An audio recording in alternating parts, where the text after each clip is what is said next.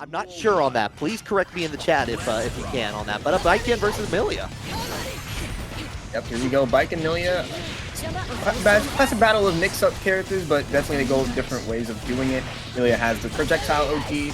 Well, Baiken technically has projectile OG with the tatami match. She could do it in many other ways with Escabari and as well as H-Kabari too. But it's a matter of the defense as well, right? This matchup has a lot of spots where Baiken can just parry through these.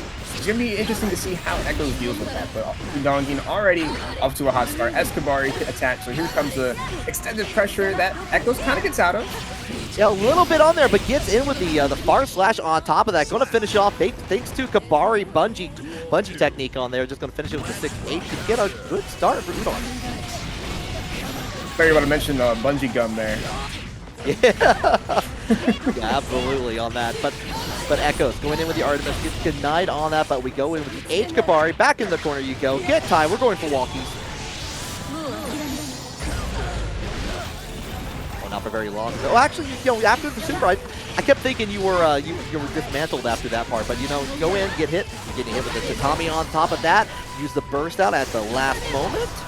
Yeah, Udon now with a huge advantage here, can just chill out and just play the kind of lame Baiken neutral that is kind of loud. You have JS, you have Yozansen, of course. Yep. There's so many ways to deny. The Baiken's air to ground is fantastic defensively, right? So you can just sit back and throw out hitboxes that are just kind of hard for a character with not that much range like Millia to just kind of eat through. And with that health lead, you have burst, the other person doesn't. Like, you just take your time and just let them run to you, and that was really well played. Nice closeout for that first game. Yeah, and like you cover so much of the air too with a lot of those moves. Like if Millia is jumping around, going everywhere, using the double jump, using Artemis, you use the kind of delayed jump over, or anything else with with the Rose and everything on that. You can use Yozansen, cover up a large part of the screen, including with the tatami. Just like really have good air to air options. Yeah, absolutely. But here we go. Now Echoes making that air game work with the hit, getting the burst out from Udon already, and there we go. Now winning the air-to-air battle. Forcing Udon into the corner again, but the jump out Yozansen gonna clear Udon for a little bit. But yeah, no, the new buffed Artemis doing a hard knockdown hit is just really beneficial. Oh yeah, for sure. We're going to get the hit in there with 2H on there afterwards here. H Kabari, but no follow-up in here, giving Echoes an opportunity to go ahead and get the knockdown, change things for the better for them on that. And we're going to go ahead, get hit with the Rose, hit by a Rose from a grave a second time, print him with the bus-off blade. Yeah, really tough to see. That was... I couldn't even tell that was a cross or not. I did see Udon turn around at a point there, so maybe it was, but that's just hard to see. Sometimes those little capital setups in the corner, it's really ugly. If you don't know exactly what side it's going to be, if you're not knowing what the Millia's going to do, it can get really ugly. But there we go, nice hit for Echoes. Going to use the Escabari tether to extend that combo a little longer there, baiting out the pair with the backdash in the air, and now we get a super. Nice play from Echoes to get a hard knockdown. Yeah, finishing up with a winger there. Going to be a significant chunk of damage there, but still probably like 1 or 2 interactions depending on how Guts wants to kick in on here. No parry for Udon here, but we get caught with the close slash on the other side here. You have access to burst immediately. You're not even going to have a chance to use it thanks to the overdrive. Yeah, it was a bit of a 50-50 there. You either burst and Echoes RCs and baits, or Echoes just goes for the super and you didn't burst and now you die. So it's kind of a tough spot, a bit of a checkmate situation. Echoes closing it out well, and even out the score to 1-1. It's looking pretty good. Yeah, that's what I want to see too. Like just a lot of competitive matches here, especially in the ladder format part of it. We were just saying like anyone can enter in here. The only stipulation is if you want to hit that top 8, you just got to hit that, like you said earlier, Jason. You got to hit that 7 matches or more in there. Get on that list on there, see how well you do. But even if like you get a couple matches in, it's like, oh, you know, I got other things to do. Like get a couple matches and get that little practice in too. So it's very nice. Absolutely. Now we get that second game going. Burst already gone from both players very early, but Udon with the very brave just run up raw Yozansen just to kind of set some mental stack. Ooh, I like that the kick up in the air, trying to keep it in the corner, the combo with the jumping kick on there. But this time we are going to get the confirm all the way. Not enough to spot the wall, but you're looking for that one interaction. Try to get away with the 2H, but no can do. Echoes changes the sides on here, and we're going to get the confirm in there with the tandem top to break the wall. Nice combo from Echoes, fighting back, getting out of the corner there. Now both players have a little bit of help, but Echoes are going to have that hard knockdown. We're going to do with it. Little same side swap on the Artemis, but Udon not falling for it quite yet. YRC to get some space, and it works out for Echoes, who gets the air-to-air JH to close out the round. Oh yeah, that was a battle of like who was faster at that point. Both players into the air dash at the same time. Echoes got the landing on there, got the confirm. Going to take that round, take the lead for the first time in the set. Yep, here comes Escobar, the 2D, gonna catch Echoes there. Oh, and the Iron Savior, the counter hit on that. Yeah, force the burst on there. Doesn't want to make it any worse than it already is in this situation. Misses on the far slash in here, and Echoes is going to take it right back. Another winger for the crowd. Wingers all over the place, another hard knockdown, but now Udongein kind of has a resource advantage, but very brave close slash, not afraid of the parry option at all, and it pays off with a full combo and a kill. Echoes up 2-1 now. Oh, I love the no fear at this point. It's like, oh, I'm getting away with this at this point. Let me go up. Let me just test it out here. If it hits, if not, you know, I have some pretty good options on there afterwards. I'm still good at that point. But if it hits, oh ho ho.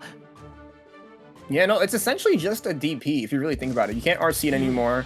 There's no more. That's what made it so scary back in the day, is that she could parry and RC to cover herself, and you just really can't do much about it other than throw, which is already very risky.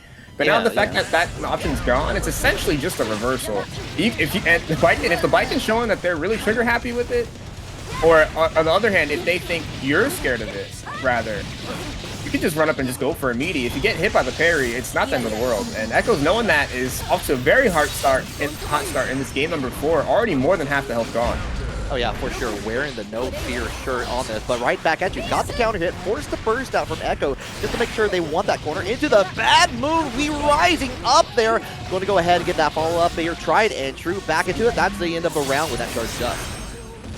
Absolutely. Echoes on the hot seat. One more round to close out the set, but you're out of burst here. You got to play a little careful. Yep, Echoes knowing that, backing off, letting it down, go to them. A little else, she could get some space. Another time, there goes the far slash. Really good spacing. Almost got the 5K extension. A little bit of drop combos in that last round, too, but hasn't played the price too heavily just yet. Good defense, but then he's caught by the 5P. Now it's Udon's turn to pile on the damage. Yeah, at first you don't succeed, try again, especially if you're Kabari up here, trying to hold it down. The little bit of a trade actually in the favor of Echoes, and here goes ahead and gets the overhead on there, trying to set up tandem top to get it. There's that close slash yet again. The trial for effort here. Looking pretty good. There goes the super from Udon, but I think, yep, Echoes blocked, and the H this is going to punish. Neptune Voices is enough to kill, and Echoes gets the 3-1 victory. Is ready. We have, I believe, Mav versus PulverizerX. Happy Chaos and May, who, fun fact, just won her first TNS the other day. Shout out Totsubonger. Yeah, Totsubonger with the May. Wait, that was really the first TNS one with a May? Like, ever, since launch. And yeah. you know, people keep complaining about this character, but okay. I'm happy to see she's only had, I believe, 3 or 4 top 8 appearances. That's true. Yeah. Yeah, I mean, the character is strong, has a lot of damage in a lot of ways, but definitely has not the conversion strength that some of the other characters have had on there.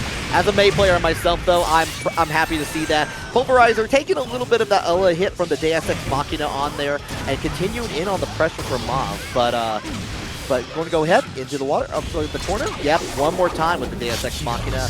I think, you know, sometimes, okay, Guts is actually going to kick in. Sometimes with May, though, you're never sure. You're never sure. Yeah, she's a healthy pirate, all right? She could eat some bullets here or there. But whole buffet of bullets. Oh, yeah, absolutely. Ooh, sneaky reset for the throw on the OHK. Worked out for a wall break, too. Tons of damage already gone from Mav here. Pulverizer's in a strong spot. I love the overhead kiss like setup that people do it, and we're going to see it again. And especially, it used to be super easy to do that in level at season 1 of this game because you could just you could kind of auto time it. Now you got to be a little bit more careful with the splits on there. But you're going to get hit, get thrown into the other side. Deus Ex Machina, get that positive bonus for Mav on here. Probably try hoping to even out the health a little bit more. A little bit of sneaky roll to get under the Orca there. Pulverizer was a little safe due to the RC, but still wasn't enough to get away through. So Mav gonna get in that pressure. Nice match to avoid the roll, but Mav's still gonna come out on top of that interaction. Pulver has burst. Are we gonna use it? Right at the end there to make sure that Mav couldn't bait it. Nice 3K, super aggressive there. Close slash and the 5H. Yeah, that super risky match there, but it worked out for Pulverizer, who got that round. Now both players out of burst. Yeah, that 3K was especially, like, just risky there. Didn't have any meter to make it safe there, so you're just going the distance and hoping for the best. Yeah, but going the distance, going to be going through the wall as well. Mav starting off this next round hot with the Deus Ex Machina. Hard knockdown. It's really good for Happy Chaos because such so many mix-ups with that gun and pressure. Full stack of resources as well. There goes the tap. Does going to connect here. Setting up not a slump because after it will launch you off the ground. So it has to go for Deus Ex Machina. A little bit of concentration, but we can get that right back with a super Unsex interaction. But Pulverizer does have a reversal. If he's scared yet, just go straight for the curse. Only keep the distance, not even to play the risky game up close, and a perfect round for Mav to seal out the first game. Yeah, and that's exactly what you kind of see in this whole Happy Chaos Mei matchup here. It's either if you can start the momentum on Mei's side, you can really like orchestrate the way that match is going to go. But as soon as you get locked down once in there, or you get the knockdown enough times to where Mav can get the curse put on you, you get that stink on you, fire away, kind of keep you at bay here. Mei doesn't have a whole lot of options to really stop any of that. Yeah, I will say without Curse, Mei is very strong in the neutral because she has Dolphin, 5k, 3k, a lot of buttons that can just reach over and stop Happy Chaos from setting anything up. 3k can go under Curse as well. But when the curse is applied, life gets a lot more difficult. But that's the hard part for Mav, is actually applying the curse before Mei can hit you. Here goes Pulverizer, gets the back throw, but gets mashed on. Very risky mash for Mav, but it's working out. Nice full corner carry, almost got the wall break, but the 2S going to sneak in and set up a wall stump. So the Concentrate's going to give you enough time to still get the super off. So Mav in a very good spot now. Yeah, love that call out with the 2S in there afterwards here. Just just long enough to get the hit on there to continue the turn. You got the curse on here, and tried and true. You got plenty of meter, you got plenty of pieces on there. Go in. JSX Machina, fire in your way. You got plenty of bullets to go over next time. A little bit of concentration. You can continue up your tirade. Again, just waiting out the super, but the RC going to keep Pulverizer in it. Starting the 5k, 5h pressure. Resetting with the split, but Mav finding the angle to jump out. And gets the gunshot. The curse application was more than enough there. Mav looking pretty good here. One more round away from a 2-0 lead. Okay, yep, into the split. Going into the 2H option, and again with these overhead kisses. Get the scale down on it. I'm not on top of the wild assault there, but you at least get to break the wall. Get a little bit of extra meter as a result of that.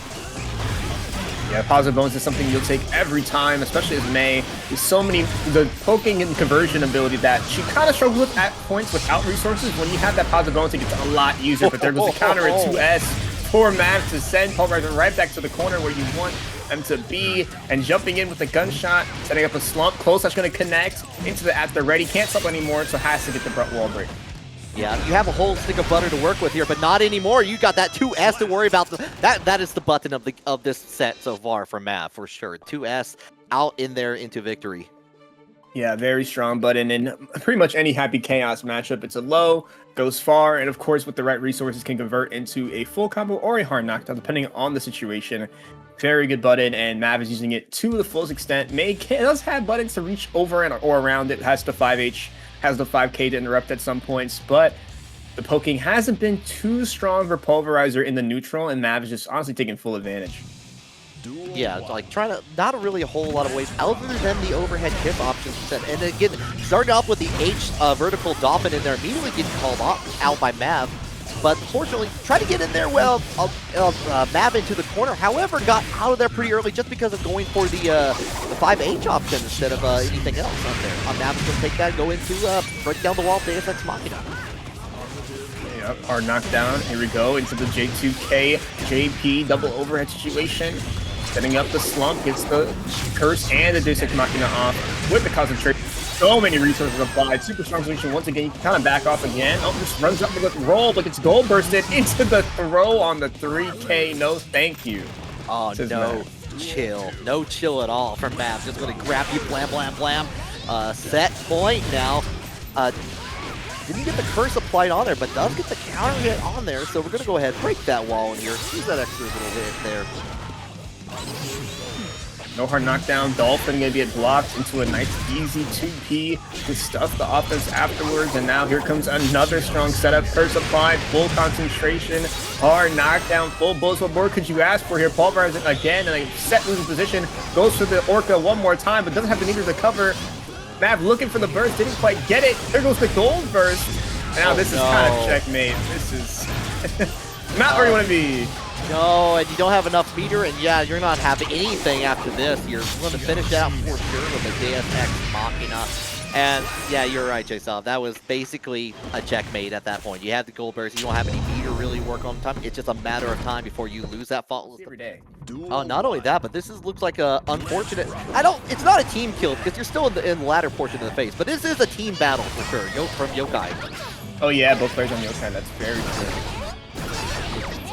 And yeah, we've seen we've had a couple of Jackos like rise up here. Maybe Joe Brownie made top 8 at S2XL, doing a really good job with that. And we're already seeing the use of the servants early on in there. Gets actually snuffed out with the air-to-air from Neptunest here. Yeah, Neptunest looking very comfortable in the neutral with the minions. Conditioned Ashiprogamer to kind of respect the shield command. Used it very early on, and once that was established, was able to just go for more attacks. And it's working out pretty well, but now Ashy gets the offense set up. Little fuzzy jump catch with that 2K. A very good button at doing so with those 3 hits. The first one being a mid, but 2 lows after kind of make it awkward. Yeah, first you succeed, you go ahead with the shield yet again, knock the Faust off of you, go ahead and get the corner on top of that here. Enough time in there, cancels out with the RC to some of the servant and keep it safe on there afterwards. Didn't even need that because they're just going to go ahead and break the wall. And the look profile over the fishing hook. Okay, I see ya. Yeah, Neptunest looking very comfortable in this matchup, but Ashiprogamer was looking very comfortable with the offense here. Has the Afro popped 6H into the super. It might be enough given Jacko's not very healthy. Gonna get the wall break, but the super doesn't do much damage. We'll see right now. Check your reflexes. Okay. It's enough. It's enough on there. You reacted quite a bit, in fact. Mix still goes unpunished. Despite being point blank. Neptunest still gets the neutral out, gets the minions. Shield commands online, but Ashy flying overall but gets caught by the 2S. Actually got a little bit of a hit there, but not a whole lot. But here comes the meteors on here. Going to get away from it actually, and on the thanks to the Faust teleport there. Neptunest going to go back and begin the servant fire again. Trying to get the corner pressure on, but Ashy with a nice throw tech, gonna get away. There goes a 5P. Soccer kick, a little bit of a bait there with the delayed BRC, but Ashiprogamer not falling for it. There goes the item super meteors coming down, trumpets out, bombs down, but Neptunest fighting around it all pretty well. Mix. That one was plus on block due to the fact that it was blocked in the air. Neptunest got caught by the teleport 2K. Into the cross up, mix, leading up to kill here. No, not quite. One more setup. There it is. Tag, you're it at there. Got it on the second hit of the jump, the jump in there. Good start, good turnaround from Ashiprogamer. Yeah, it was looking rough, but Ashiprogamer, when they got in to get a hit, when the corner pressure got started, right, it was kind of wrapped. So it was just kind of snowball from that point on. If the items are on the screen, corner pressures applied, Afro was applied with the command grab, it was looking really tough for Neptunest. But Neptunest, everywhere else on the screen, despite being on offense or even just in neutral, has been looking a lot more comfortable. But can we convert that into wins? We can find out one way or another. There got in with the hook and the scalpel on there afterwards. Forced the burst out from Neptunest. Does have access to the corner there, but we're already getting a good getaway. Get on the other side. And I like this little bit of back and forth here with the teleporter here. Just trying to eke out a button but not get anything for it until that tap does. Yeah, absolutely. The mini Faust kind of bought Ashiprogamer some time too in that fighting that corner pressure from Jacko. Nice JD to catch. And there you go, the 5P gonna break the wall. It's tough to low profile when you have a big afro on your head with a giant hurt box. You're gonna get exploded. Yeah, it's just everywhere. It gets can't even enter the car with that thing without messing that thing up. Absolutely, there goes the throw from Neptunest. Little delay on the JS using the air backdash to mess with the timing a little bit. There goes the meaty JS this time. Ashiprogamer trying to call it the air backdash with the mash. Got caught by the meaty this time around. Good mixes from Neptunest. We're going back to neutral here. Okay, actually getting in with the jumping K in there, and so we're already back in the corner. We got the far in. No use of the servant kick on there afterwards, but does get all the 3 servants out to play, and they're here to party. Absolutely, completely dominated the corner there with the shield commands and attacks being rotated at will by Neptunest. There goes, gets the hit, almost got the combo, but no, the drop is going to be super punishing there. Ashiprogamer getting the back throw now of Doom and Despair, jumps over for the guard crush on the weight. Super smart play into the soup for the hard knockdown. Alright, gonna go ahead, bring up the wheelchair, help out a little bit of a patient on there afterwards. Yeah, you're gonna break that wall, get onto the other side. Middle part of your life bar is pretty much gone, and you go in and get the command grab after that. Nice. Very sneaky resets from Ashiprogamer again. Super brave, and it's working out very well. Guard crush into almost another command grab. The Neptunest Gold bursts away. Teleport. 5P connects, but not enough to get a combo.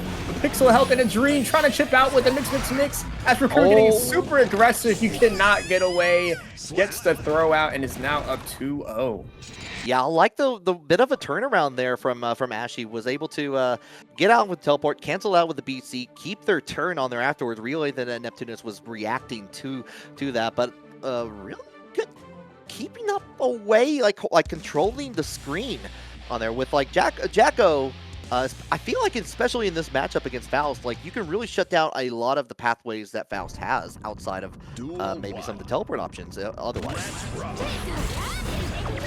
Whoa, good high Bs off the bat from Ashiprogamer, but Neptunest are running away out of fear to avoid a punish. There goes the main shield commands. Oh my god, Ashy's so aggressive with these command grabs on D. What is going on? You know what? And we see the burst come out of there afterwards. No Legion driver for you. We're gonna hold down there. Okay, I'm confused. I am very confused here. This may be a team like Jace here that we're seeing here, Jace. Yeah, this could be some team shenanigans. They are both on Yokai. They could be messing each other like, yo, what? Check this out. I'm gonna compete you with just one move. It's just like here's like trying to do a teachable moment between teammates at that point. Who knows? But you're going to go ahead, serve and gets the shield on there. Otherwise, and this is Neptunest getting the start on here afterwards. Keeping it up there, but stays on the same side. Very sneaky in there from Neptunest. Yeah, these 2Ks are doing a lot of work here. There we go, Neptunest finally finding the angle to mash out, but the far slash 2H gonna connect hard knockdown here. Out goes the Afro, that's not gonna save you from the Elysian driver. Catching the mash on the 2K. Good chunk of damage, it's a safe jump as well. It doesn't even really need it. Just goes up with the minion instead. YRC from Ashiprogamer, and now we're back to neutral one more time. Yeah, well, had to worry about, like, it's raining Afros right now. Right back in it. Faust got a new look yet again. Trying to go with the deflect shield. Neptunest was too far away and opted for the throw option afterward and puts one on the board for Neptunest. Absolutely. The command grabs for Ashiprogamer cost more than one round there, but still has the lead, still up 2-1. Might play a little serious now to close out the set. Well, we'll see. Can Neptunest bring it back? Only one way to find out. We're already getting right back into the thick of things. Duel 1. Let's rock. He's already kind of backdashing away from the scalpel. So we're going to go ahead and burst throughout the service yet again. Get two of them on the screen here to like play a little bit of kickball to get the little sandwich. Nice 2D. And again there, goes the weight to hard knockdown for Ashiprogamer. Gets the same side mix. Might have caught Neptunest blocking the other way. Trumpet in the hand, head on the floor, but it's going to get picked up by Neptunest first, who takes advantage. Gets a little buzzy combo there with the JP. Oh, I like the initiative, the creativeness of that, but we're going to get hit right back with the 6P in there from Ashiprogamer. But we're going to get away from the Elysian driver thanks to being in the air with a tornado. Going to get recovery on top of that here, but the 2K saves a life. Another command grab backdash, and now we got the same side JS. YRC to get away, 2H to catch. Teleport, a little plus with that hold version of Scarecrow. He's the frame data just a little bit. Double shield command. Neptunest not want to let Ashiprogamer lane land on the ground aggressively, and it's going to work out as we get that nice servant attack to close out the round. Neptunest on the comeback now. All right, immediately with the heavy attack there, going to go ahead with the shield on the servants in there. Keeps Faust at bay. Hold on, we're going to like do a little bit of a cheer rally here, and oh god, all three of them are out there. We're partying right now. Yeah, I love that Jackal's using the shield command more now because it just punishes defensive options that much harder. You can't YRC out, you can't mash out. It just eliminates things that the offensive version could not do as well. But now the Afro is applied with that command grab, guard crush in the air. Another command grab coming out. You cannot get away from the fresh cut. Mini Faust on board as well to cover the mash on the third command grab into the reset on the walls by using the Mini Faust to set up another splat for some extra damage, and it worked out beautifully. What a combo by Ashiprogamer. Oh, that was devious on top of that there. I was able to get the slump on there afterwards. Ooh, beautiful. Pull it down from the combo side. For the hard knockdown. Sets up almost a conversion there with the weight. Close not going to get punished by this reversal here. middle close slash during that time here, so we're going to go ahead, play a little bit of sandwich. Got the counter hit from the close slash on their back at it. Going to go ahead, get the flip up, and we're now 2-2, Jason. Yeah, it's getting down to the wire. Ashiprogamer was looking very dominant at first, but Neptunest is slowly and steadily working back into the set, and now we're at a game number 5. Both players playing extremely well. Good plays on both ends, but who's going to close it out? Like you said, there's only one way to see here. Who wants it more? The Faust or the Jacko? The minions or the mini Faust? Who is superior? I just know that, like, we're going to see, like, there's probably going to be some fun in their Discord after this between the two. Absolutely. Kona has hold down with serpent number 2 in there. Does get the kickball on there, but doesn't get the connecting flight, unfortunately, here. They're going to go ahead and get the back on there. Going to get hit with the half circle, the, like, H option in there for the pull back. No shield for you. Wait, good patience in there from Ashiprogamer. We go, but Afro's applied, but that's just kind of on the offense here. 6-piece not going to save you because the hurt box on Afro is still there. Nice JD, and now we got a good setup here. Can we get the wall break? Yes, we can. Positive bonus for Ashiprogamer, who's down on resources right now. Neptunest has 100, spends 50 for the BRC. Now both at EOS has another for another BRC, but now Ashiprogamer's going to go for an aggressive burst. Teleport 2K going to catch, and now Ashiprogamer in the driver's seat, one round away from closing out the set. Oh, and even if you didn't kill at that point, you had access to the trumpet in there. You're able to kind of continue up your pressure on there afterwards. Ashiprogamer was in a really good spot there. But now it's having to hold down against the corner against Neptunest here. Going to get the combo finisher with the Legion driver. Break that wall down.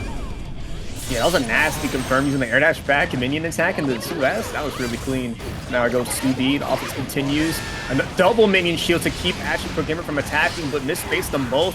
So now Ashiprogamer still in, but gets another reversal off, punishing each and every bit of aggression. Now we have one more hit, about one hit away from closing out this round. Ashiprogamer does have resource to wire. C just goes for the from up above the top rope. Scarecrow pull into the hole-in-one wall break. I guess that was the only fast option the game from that far away. Yeah, from the top rope. Nice teleport again, going over the JD.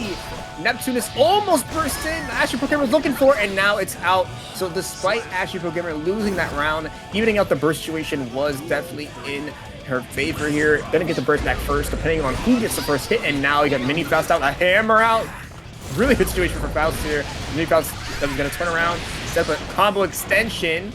There goes the Afro. That's really good once it lands. Actually, was going to be Faust picking it up instead. Yeah. Oh, wow. Like, it actually able to cancel out. And I love the low profile to get away from the jumping attack from Neptunest in there to continue the pressure. That was beautiful. Really good play goes to the J2K, which connected, punished the back. That's also the true combo. But Neptunest trying to escape, just gets caught by the love, the Afro. Head bomb. Gonna close it out for Ashiprogamer in a game 5, 3-2 set, preventing the reverse.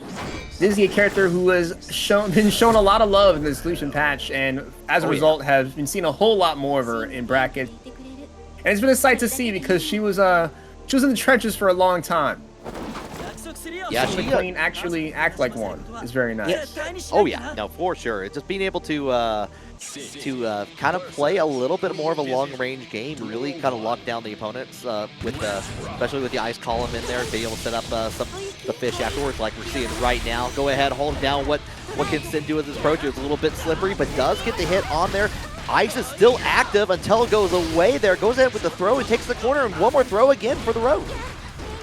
Yep, now Sin gets to start his offense here. Pretty standard offense, but it does get the effects that you need. But Pushigoh fighting their way out. Now we got, there goes that 2S newly buffed with that massive disjoint for how fast the move is. So many disjoints added to this character's kit.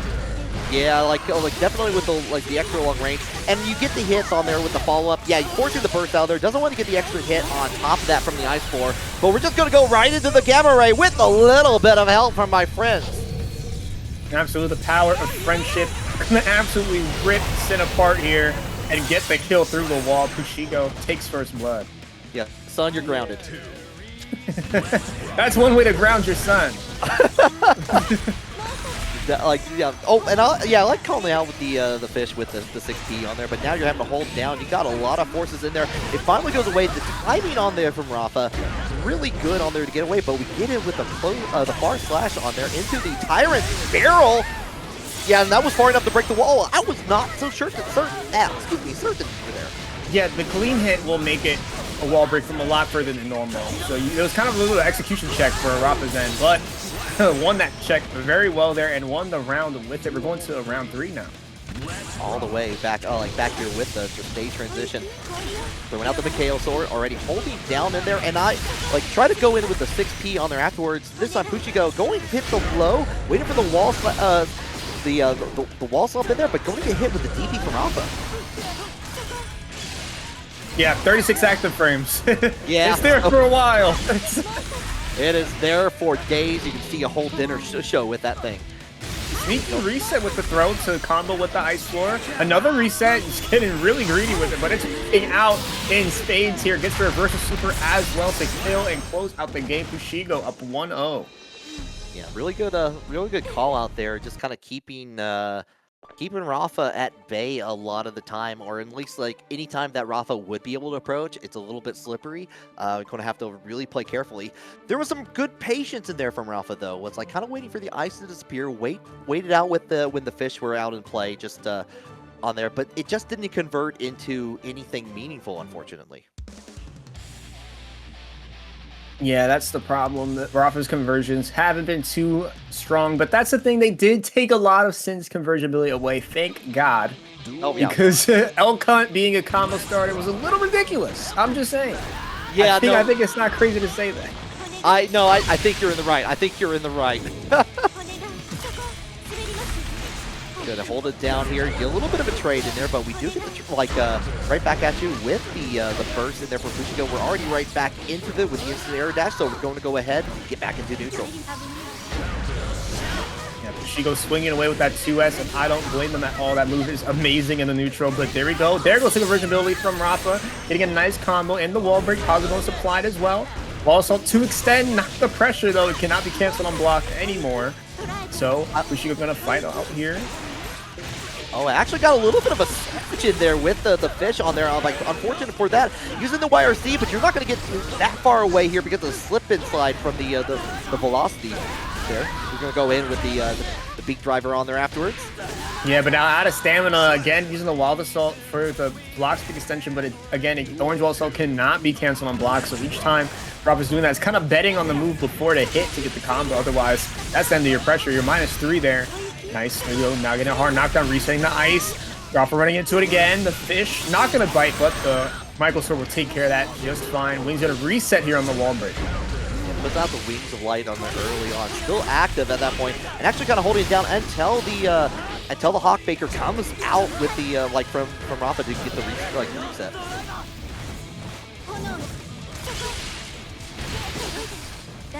Almost killed there on pixel health, but yeah, the fire knife is going to do more than enough to kill there. Super easy, just block and react with that PRC to cover. And now Rafa in a weird spot, almost extended with that Gazelle step, but not fast enough. Gets the throw anyway, and now we got some strike throw. 6K connecting. Okay, yeah, we're going to go ahead and get it. Try to go with bait out the burst. This time Pushigoh puts it out there afterwards. Already pushed all the way back on here, but big damage coming in. Doesn't go ahead and use the extra meter here. Just going to go ahead and get the follow-up on there afterwards from the 6P, and that's all you're going to need to take that all the way down. Yeah, Rafa evening out the score of 1-1 here. The patience is paying off just a bit more now. Finding the hits we need, getting the conversions as well. Pushigoh a little panicked when they get hit at this point. But that's the thing, Dizzy is not the healthiest character. She does have 5 guts, so that's still there. But her defensive modifier is very low, so until she gets to that low health, she cannot eat many hits. No, that is for certain on that. But tied up 1-1 here, first to 3, as per usual here. We're trying to reach each other with the lows on there, but going ahead and sending another chestnut, but we're going to get the counter hit from Rafa with the start of the beak driver. Yep, but good throw from Pushigoh. That is the thing about that ice floor, right? When you're actually being aggressive as the opponent against ice floor setups, really good conversion, by the way.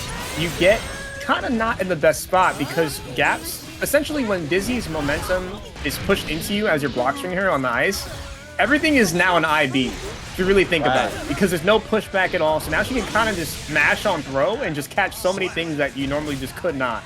And it works out perfectly. Pushigoh using the P-Fish to convert after that Michael Sword. Really strong conversion. It's going to work out great now. Another hard knockdown. They have to deal with the zoning again. Here's Rafa. Been struggling with it so far. Oh, enough time to block it on there. You do get onto the other side. Enough time to go ahead and get the ice on there, but forcing the burst out from Rafa just to get back in the corner. We're kind of already going to get the escape on there. We're going to go with the throw. Pull down and with a blow slash in there. RC for days here. Go ahead and get a little bit of that stamina right back at you for the last third of the life bar for Pushigoh.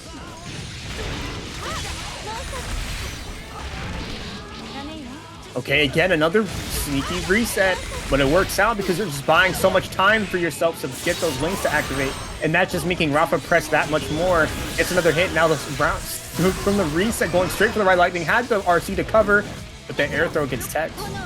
Okay, Chestnut's going to be home in a little bit, trying to stop the approach in there, but we get that grasp on there afterwards. Like, even afterwards on that, you would get the extra hit in there, but like, doesn't even need it. Pushigoh going to take the lead now, 2-1.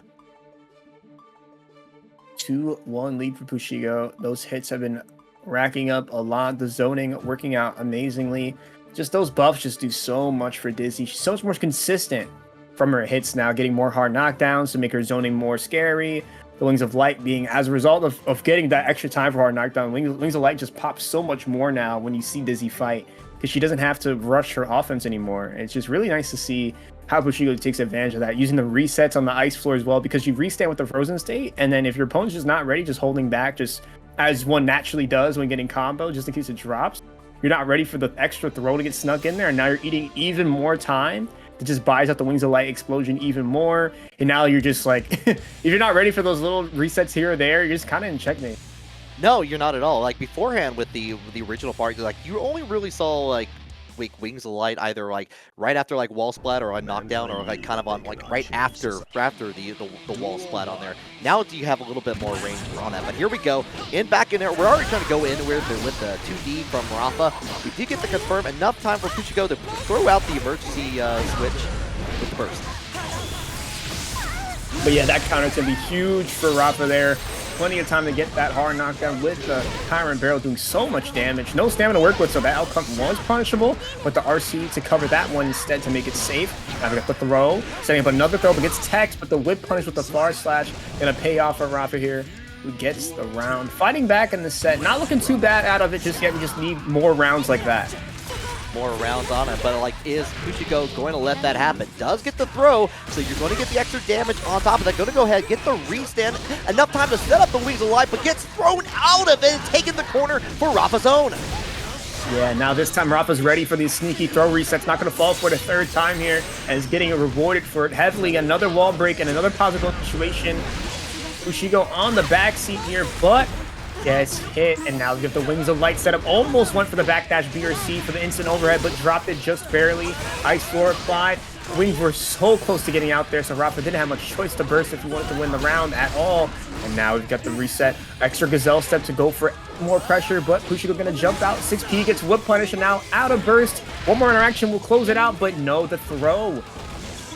Yeah, almost a terrifying stance to be in there with the low fish on there afterwards. Was able to get the throw on there. Now we're trading with the 2S on there afterwards. Getting on the other side to cancel out the PRC for the PRC, but the connection is going to be Pushigoh going on to set point with that Mikhail sword.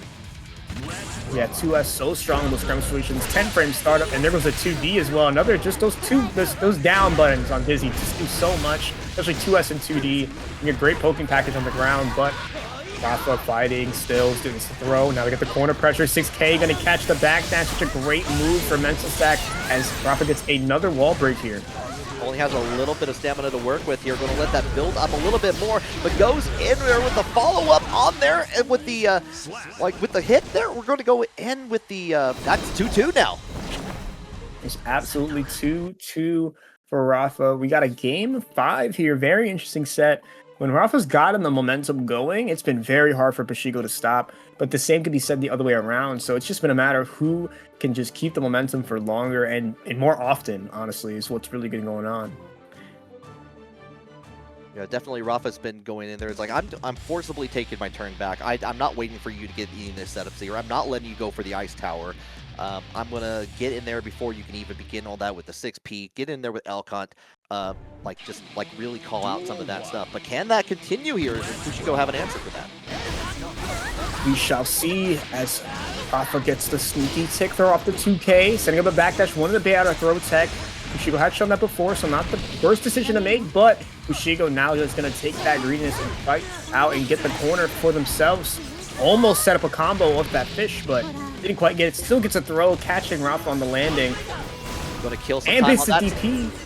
Nothing for it though, but the wing light does fire off there. So all you need is just one more interaction here. Can you make it happen? The follow-up on the 2H on there after it throws out the chestnut early on, but gets hit. Trying to force out the burst in there for Pushigoh. There it goes finally.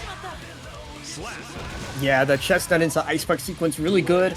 Full screen especially because if that chestnut connects, or even if it lifts because of the 6P, the ice spike will just cover anything that comes right after that. And now Pushigoh in a very strong situation. No burst, but has that round lead that Rafa has to make something happen to come back into here. There goes the 2S, frame trapping. Michael sort of outspacing the far slash there. Does get the follow-up on there, going to try to get in there. Nice block in there from Rafa. Unfortunately, gets thrown down with the chestnut. One more throw the road. You can only do one more interaction. Still has access to burst. We may see that immediately. There it is. Get the follow-up here. We're going to use that 6K on there afterward. Keep it up there, but really good blocking from Pushigoh. We're going to get the knockdown into the Mikhail sword, and that's going to be it for Pushigoh. Yeah, great defense there to close out the set. Not going to fall for the same tricks anymore from Sin. Not much variation from Sin in the first place, especially nowadays. But as we go into the canyon, we got Great Saiyamane on the white-haired soul, normal for Nushinator, and here we go. Yeah, Red Soul versus Red Soul. I don't know how you're gonna differentiate this one. Like inverted colors, Soul versus all red Soul. But immediately, oh wow, things started hot. Clean hit Volcanic Viper for the hard knockdown. Both players swinging for the fences, as the Soul does. Oh yeah, you can like swing for days. You saw that jumping heavy slash on there, get called out by Great Saiyamane. But here comes a wild throw from Nushinator. Going to go in, cancel out the RC quickly to the low, but we get hit with the Volcanic Viper early on. Again, tries to go for it. Too close to the sun. Nushinator calls that out. Absolutely. There we go. There goes the counter 2D as well. It's a pretty good combo there with the sync jump coming from the hard knockdown. Gets the throw. We got another sync jump. Just taking the time, looking for these baited options, but Great Saiyamane finally playing a little more patient. He gets caught with the far slash again here. Oh yeah, you're going to get that wall too on that. Just go ahead and throw out the hits right there. Last third of your life bar for Great Saiyamane. Trying to keep it in here. Well, nice little blocks from Nushinator in there. Just get a couple of little love taps from Great Saiyamane. Nice bait with the RC. Just a bit of a checkmate situation there. You either don't burst, you get OTG'd, or you burst and you get RC'd on. So tough to deal with that, but Nushinator looking very strong, getting a clean game one. Yeah, really good call-outs on there from Nushinator. Like early on, not afraid of the soul mirror. Sometimes, you know, I know when I find a mirror, it's like, oh god, they know everything I know. What? They can't use my tools against me. Oh no. That is the thing. It's kind of a, yeah, okay. Yeah, I was going to say, it's a match in and of itself that you kind of have to learn. And Great Saiyamane wanted none of that. Switching to the Kai, who was kind of higher level now, 3,900. Okay, this might be the actual name for... All right, pointing out, showing the case why the yellow is around Great Saiyamane's name there potentially, but we're going to get hit early on with the counter hit on there. Not going to be quite enough there, but the gunplay keeps Great Saiyamane in the corner. Nice use of the slash there from Great Saiyamane. That's a great hit. Lots of damage, and now, not a hard 9 but that down, but that damage on positive bonus will make up for it very shortly here. Nice. Bandit Revolver to get in, and there goes the Volcanic Viper one more time to close out the round. Nushinator looking unstoppable right now. Yeah, like even with the changeover, maybe he's been trying to use the soul for the ladder so far. Maybe it's the first time they've had to change, but the instant block on the dynamic blade there, like really calling, like keeping up the pressure quite a bit. Oh yeah, so much damage again here. These resets on these just general offense, looking calm and collected, and Saiyamane is struggling to find the answers. You get a nice throw here. Stage jump got 6 speed. Good matchup knowledge there. Good use of the new shock state. Well, not necessarily new, but the new wave extends on combos. Doesn't go away mid-combo anymore, which is super convenient for Kai. But what is more convenient is that volcanic viper damage, as Nushinator gets up 2-0 now. Yeah, you may not be able to arc C after like volcanic viper on the block anymore on that, but you could still be a terror with that game with that button. Absolutely, yeah. The H version, it's not a DP anymore, so it does kind of bypass that no RC rule. Oh, okay. So yeah, because it's not invincible, so you can do it on block too. But I mean, there's no real reason to. It's not flash kick from Leo into JP. It can't do all that. Thankfully. Yeah. not yet. Don't let Arc System Works hear you. They just took it away. I really hope they don't bring that back. Oh, they've been known to give other things back. We'll find out, though. But the immediate start here, Great Saiyamane forced to use burst early on here, trying to reset things, but we're going to go ahead, get hit when the 2D back into the corner you go. Yeah, shout out Khalil having Kai stun edge effect mons on. The only mons you'll ever see from this dude. But it's nice. You see if you look at the stun edge, it's a little more red than usual. Oh yeah, no, definitely like that. It's pretty saucy. It used to be blue. I don't know. Khalil might have changed it to red now. Could also be skin specific for all we know. True. Go ahead, get the knockdown into the stun. Okay. Nice knockdown here. They still have the wall break, the positive bonus, but Nushinator fighting right back, getting another quick conversion. Oh, but there you go, jumping the throw. First gone from Nushinator as well. That could be really good for a comeback if Saiyamane can get this round. RC. We have the damage though. Not quite. The R Iron Elbow into the charged stun edge, but we great backdash in there from Nushinator. Going to take the corner back for themselves, and here all the way. Top jumping does bring it down. We are nearly tied up in the life bar all of a sudden. Oh, but misses the 2S there. Would have been so strong for Saiyamane. But okay, jumping to throw one more time. JS going to sit out. And now we've got a round 3 here. Could be great for Saiyamane to get this comeback. But Nushinator only 1 round away from finishing the entire set. Trying to fish out with these buttons in here, but we go ahead, bring out the hit there, but forcing out the burst. We'll go ahead, one more direct play there, puts a stun edge on them, tries to go it for one more time, but does get in with her with the 2K. Stun Dipper gets caught by the gun flame there. Another stun dipper, the RC to cover, the classic Kai special, but good jump over the H fireball. Now we've got a good spot here for Nushinator, safe jump, 2K, resets with a 2D, catches Saiyamane jumping, and now do we have the damage? Not quite. Not yet, you have a little bit of meter work with Great Saiyamane, you gotta make it count, cancels out the stun dipper to keep it safe in there, and gets with the bandit bringer at the very end. Yeah, that teeny bit of air stun. Yokai's own Dr. Doom, 9755. Okay, Yokai coming out in full force. Last time we saw a couple of players, they had to do the team battle, but this time Dr. Doom has can drop all the way to your fight against VengeancePrime. Not have to worry about that part here. Let the whole intro rock out because this is still my favorite intro in the game. It's so good. It's a little long, but it is definitely Aura incarnate. You know what I'm saying? It's so sick. Has the other announcer. She cuts the screen open. I like the very end when she she's a sword entirely. He's a little pool. 808 sound. I think that's so sick. She's clean. Oh yeah, no, definitely a little bit of aura farming happening right there. But we're going to go right into the battle here. VengeancePrime versus Dr. Doom. Let's go. VengeancePrime getting started with the round start 2S working beautifully here. Pressure not too much to worry about as Dr. Doom works their way out. Gonna go ahead and get hit with the far slash early on here. The approach in there from Dr. Doom. Going to keep Baiken locked out of there with the low and get a little bit of extra damage and fire away with the elephant gun. Nice. That trade might not have been too good. That both players took the same amount of damage. But VengeancePrime getting the combo after. Throw RC from Dr. Doom, and yeah, we're both evening. Oh, the sneaky overhead didn't go for the OTG, but baited the parry with that slight delay on the 2S. Dr. Doom starting off with the first round. Happy exchanges there. Maybe not so happy with the gun though. That was pretty wild.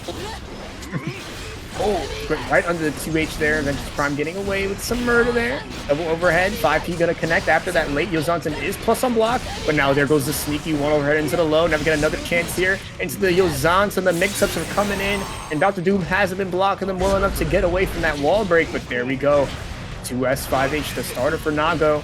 Yeah, going to continue that with the Beyblade as we go in. We're going to go ahead, get onto the other side, hold it down, get a little bit of that guard press, a little bit of the extra chip, but the confirm in there from VengeancePrime. Going to go ahead with a 2H at the very end, take back a round for themselves here.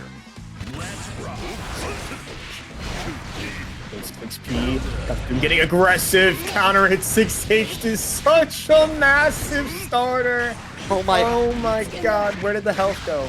I looked away and I didn't see like the life bar draining, donating the blood all to Nagoriyuki's health firm.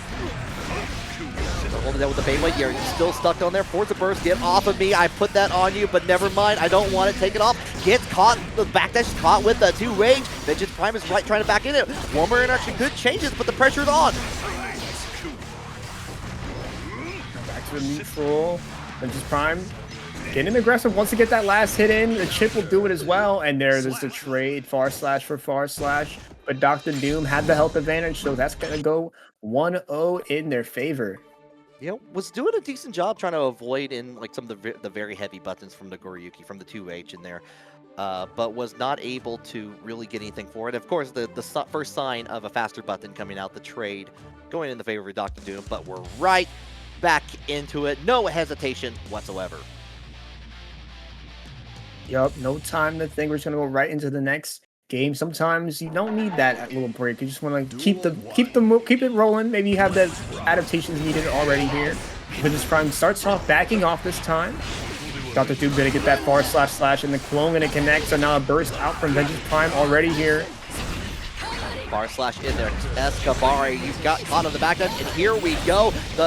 Going into the corner to Tommy for extra pressure. One more time, cancel that with a PRC. Yet again, you're going to get the wall with the following 6H in there. Positive bonus, significant lead, and the following, that's all you need. Absolutely. There we go. Round in. VengeancePrime fighting back here, but the Shizuriyuki gonna catch him the delay. Close catching the fuzzy jump as well. Dr. Doom answering immediately with the wall break. Look at the health. It's already almost gone. Yep. 7 seconds, and you got to worry about guts initially on that. Now we're holding down the distance in there. Get the block on the Beyblade instant, but we go ahead. Take the Nagoriyuki, like just not use the rope on there to tie it down there. Just go into the backwards yo-yo Zonsen, but unfortunately puts themselves into the corner and now down. Those hits just hurt so bad. And there we go, go back Beyblade.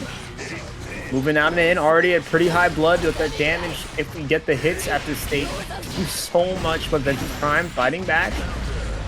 It's caught by the 2S and half the health gone already. Burst to keep the corner and avoid any more damage from occurring. Also on block with that late Tatami hit. And it's going to work out with the far slash into the gun, breaking the wall. Yeah, blam, blam, blam, going over to the other side. Different opponent at this point. You've got the Yozansen with the RC. You're going to get the conversion with another jumping dust in here. And now we have tied things up. Yep, using that dust loop. Sometimes you won't hear too much in Strive anymore, sadly. But Baiken's one of the few that can still do it. She's got she got the cannon, that wall bounce. It's still there. And it worked out beautifully as VengeancePrime fighting back. This is a notoriously iffy matchup for Baiken just because of how much range Nago at, where Baiken just can't. Generally speaking, if Baiken does not have a range advantage, the neutral gets a lot tougher for her because she can't really just play the I'ma lame you out with Tatamis and JSs. You have to get aggressive at some point, which Nago could take very big advantage of the overhead connecting in this next game already. Dr. Doom already pushing Vengeance to the corner. As we keep the pressure going, 2S going to connect the 9 to the 5H. But look at the spacing here. Spacing is accurate on here. We go ahead, get the Yozansen, forcing the burst out from play. And Jasob, you are right. Like being able to like hold it down with the Nagoriyuki 2S in there, like kind of keeping the distance on there. We see VengeancePrime a little bit on the H Kabari trying to whip out buttons with the 5P rather, like what we've seen last time. but we go in and we get on the other side. Doesn't do anything, unfortunately, from the 2H. He was a little bit hesitant, but does get the confirm on here afterward, using that little bit of meter, and they're going to be able to continue just because of the trajectory on there with the 6H. Beautiful. Yeah, really good use. Like you mentioned earlier, the Kabari is the answer that VengeancePrime has found to get around at least the 2S that Dr. Doom was using a lot to chain out these chips. He gets 2S 5H, but Brazy jump over the parry. What a call out, and there goes your health. See ya. What happened? How many seconds was that? I looked away for a brief moment. I didn't look at it. I won't even know at that point. Wow. It's like these have been so quick when Nagoriyuki gets the hit. Absolutely. That's what he does. He's the one-shot archetype for a reason. Oh, and a big counter hit on the Beyblade. You're going to get him off the wall. Actually, a little bit of miscalculation. Still had access to burst, but did get rid of it from VengeancePrime. Yeah, a little bit of a mind game there, because if you take an extra hit from the 6H with that RC, it's going to kill. But Dr. Doom was looking for VengeancePrime to burst, but was a little too early on the ball to consider that VengeancePrime wouldn't. But now, as a result, you're in an even health situation, but you do have a lot of burst to work with, not using it just yet. Faust connects though, and no, the burst gets baited by the RC this time. It's going to be VengeancePrime answering back with that kill, working out very well with the 2-1 lead now. Yeah, burst unfortunately working bad for both times for Dr. Doom, on both players. Just holding it down on there. But 2-1, VengeancePrime turning things around here. Dr. Doom, whenever they've been able to get the hit, it's been like a blitzkrieg. It's been insane how quickly that health has gone down. Yeah, absolutely, which is why you can't count Dr. Doom out of this set at all until the very end here, because the comeback potential, which is sheer numbers that Nagoriyuki can put out, is way too high to not consider. Oh, and the clash on the Kabari, looking out for that to take back their turn. Beautiful from Dr. Doom. Nice Beyblade to get around the parry and the tap dust. The mix-ups are unstoppable right now. VengeancePrime getting clipped by everything here. Perfect here from Dr. Doom. Looking to get back into the set very quickly and force the game 5, but VengeancePrime wants to close it out, going for an aggressive blue wall to start the set. The Kabari plus on block with that tatami, but a 6P going to go around the 5K, so now Dr. Doom is back in business here. Applies the Kabari right back on it, but now when he gets that close distance in there, going to use the RC, gets in with the low on there afterwards, a little bit of OTGG damage, but we are going to get hit with that 2H early on, force the burst from Dr. Doom. VengeancePrime almost has their burst coming back here, but not if they lose all this damage beforehand. They might just do that. One more touch. There he is. Gets down with the throw. Yeah, just absolutely just scaring VengeancePrime into not moving there, because VengeancePrime chose to get aggressive. Absolutely smacked down with that sword. So Doom, recognizing the patience from Vengeance at the very end there, just going to throw you and close this round real quick. And it was a very smart play, and now we're down in game 5. It's coming to the wire. Dr. Doom with the dominant damage versus VengeancePrime with the extremely impressive mix-ups. Who's going to come out on top here? Only one way to find out. Yep, a lot of 2-2s this ladder so far, and I love it. I love it. That means more matches for me, more matches for you to enjoy, and especially with some really good players. Oh yeah, the competition is at an all-time high. Chasing the backdash with the Pushigoh throw in. The health was going to explode without that burst, so pretty much a necessary choice for VengeancePrime, but still, Dr. Doom relentless in getting that wall break. Need all that blood meter on there. We do get hit with the 2S earlier, forcing the burst out there, wants to keep the momentum. The second hit of the 2D getting the knockdown on there, but we're already getting a hit, get the confirm in there with Kabari, and we're going all the way to the other corner. Not going to get the follow-up, but goes in for the throw setup on there afterwards, gets it anyway at the end. And now we're back to the neutral again, but Dr. Doom, who does have 100 meter to work with, spends none of it, doesn't punish the Yozan's here. That was a little high on block, misses the throw, but the 2D should be enough to kill with the OTG. It is. Dr. Doom squeezing that round down, is now one away from set. All right, he's trying to back sway into Beyblade on there. Going to get stuck in the corner as a result here. Trying to build up, going into that level 3 of that blood meter. You got to worry about that for the extra chip damage, everything on top of that. Already half that life meter gone for VengeancePrime, but we're going to get the call with the jumping slash early on into the follow-up. No connecting flight, though. Sending with the blue wall assault. Gets it 2D, but resets. Doesn't want to break the wall just yet here. Catches a 6P with the delay PRC. But there goes a 6P again. Catching the Escobar. Not afraid, but misses the bite confirm on the 6K. But Dr. still getting the damage, still getting the chip. One hit away. VengeancePrime forced to FD. The resource is going to run out eventually here.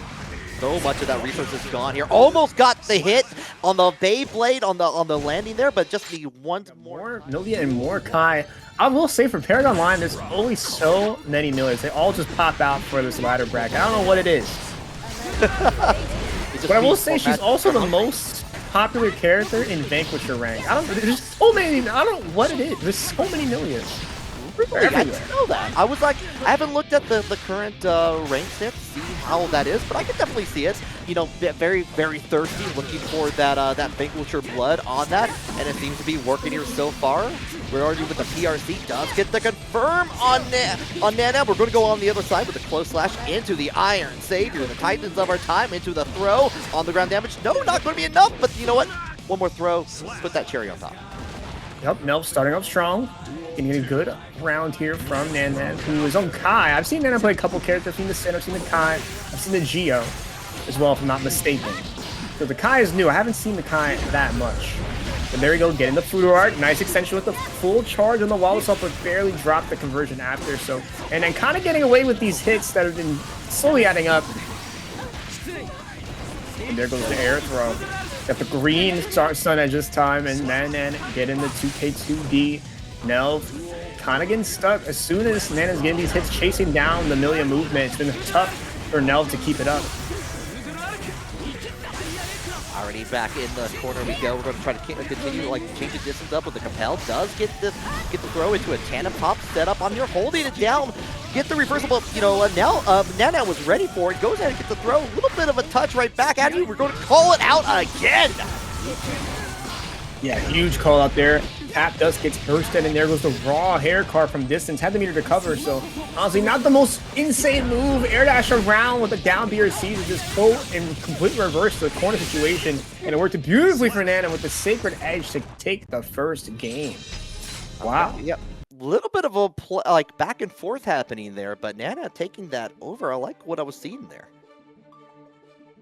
Yeah, really quick adjustments to the movement. If you can adjust as a player to how Millia wants to move around the screen, because that's her main way of playing the neutral, right? She's so fast, has the air, has the ground speed to just make you whiff and just make you struggle to catch her. But if you have the read on however that player is moving around, as Nanan pretty much showed in that first game, you can very quickly turn a game that looks bad into a game that looks dominant. Yeah, and like some players even just like they know that Millia is going to be running around the screen and like the chase. They love the hunt, the most dangerous game. Nice, the meaty on the 5K connecting into the close slash, full combo with the shot state as well. Missed the chance at a hard knockdown wall burst with the meter, but still going to have a lot for the positive bonus afterwards. Taking the time, goes for the stun dipper, gets caught by the Capel though, and now Nhelv getting started with the throw pressure. All right, same side, tandem top in there. Going to go in with the buzzsaw on there afterwards, breaks down the wall, and we're going to go ahead and try to set up again. No, instant neutral jump into the confirm and to ride the lightning. You don't get anything else afterwards, but you do get that hit, like from Nhelv. Going to go ahead, go into the Iron Sabers, get back into neutral, set it up again. And yeah, nice back throw, calling out the turbo fall recovery. Good matchup knowledge by Nanan to turn that around. Now up around, even on the burst situation, which Nhelv gets rid of right away. Really aggressive with these hair cars, and Nanan's been all over with a full punish each time. But kind of spooky to go for it. And there go air to air, catching out of the capo. I love how Nana's just been not afraid to meet up in the air. Go in, use those pretty good those high air-to-air normals of Millia back up in there. Using the PRC to go ahead and like get the confirm on there afterwards. Calls out the 6P with Stun Dipper, and that's another match for Nanan. Yeah, very quick to a lead. The download looks pretty much complete at this point. Nanan's been all over the movement options that Nhelv has been trying to present since the first round. And because of that, it's just been tough. As Millia, if you can't win the neutral, you're not gonna be able to start your offense consistently, because the real kicker to make up, and there goes Millia. Bye Millia. We're going Slayer now. Yeah, switch up the matchup.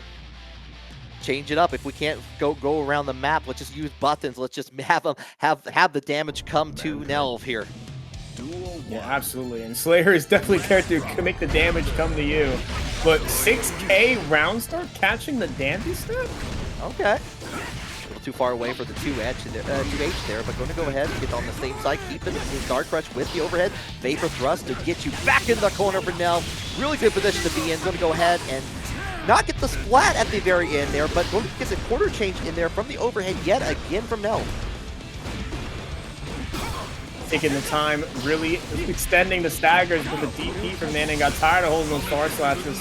There goes the wire C from Nhelv. Catches with the far slash this time around.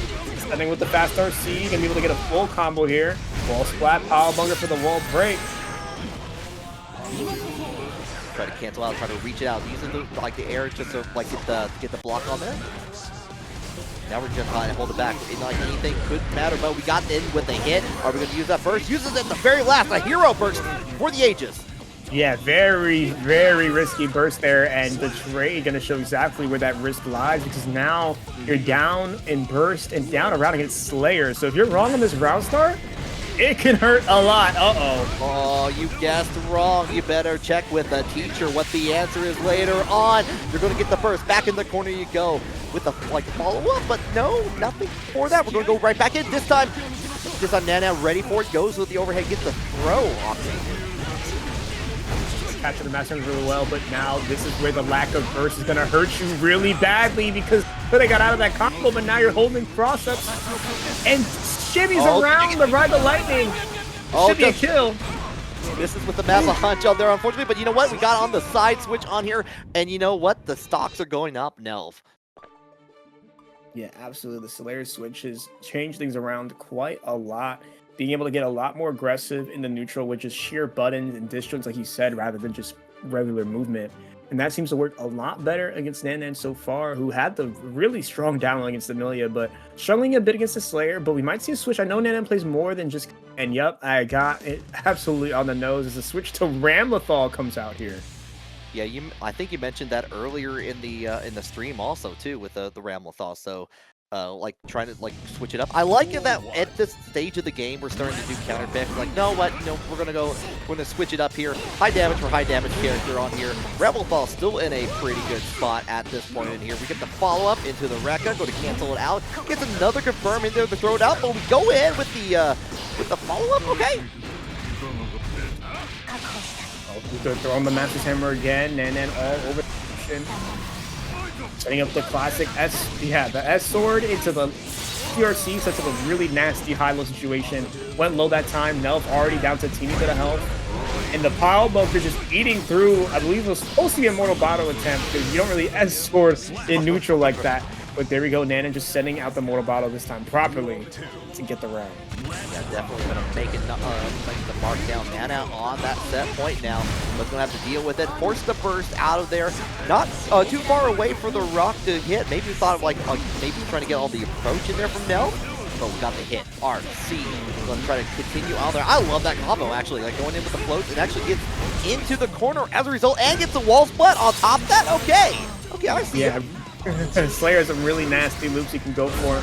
Gets away from the S sword, but he's caught by a 6H. But now Nanan out of swords just loses so much effective range, which allows Slayer to just get a lot more reckless, and Nhelv doing just that to bring us to round number 3. Double jump is flipped early on with the K. A lot of more overheads coming in. The guard crush doing the work on that. This is on the 6P, but gets the confirm on there afterwards. Forcing the burst out from Nana. Already jumping over the rocks in there and going to get that wall splat yet again. Load up that super map of hunch.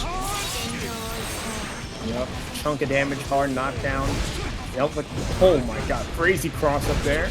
Cross up again, but good block from Nana on the instant block. Just at the last second with the sneaky. It's late overhead, gonna bring it to 2-2. The Ramlethal, not enough.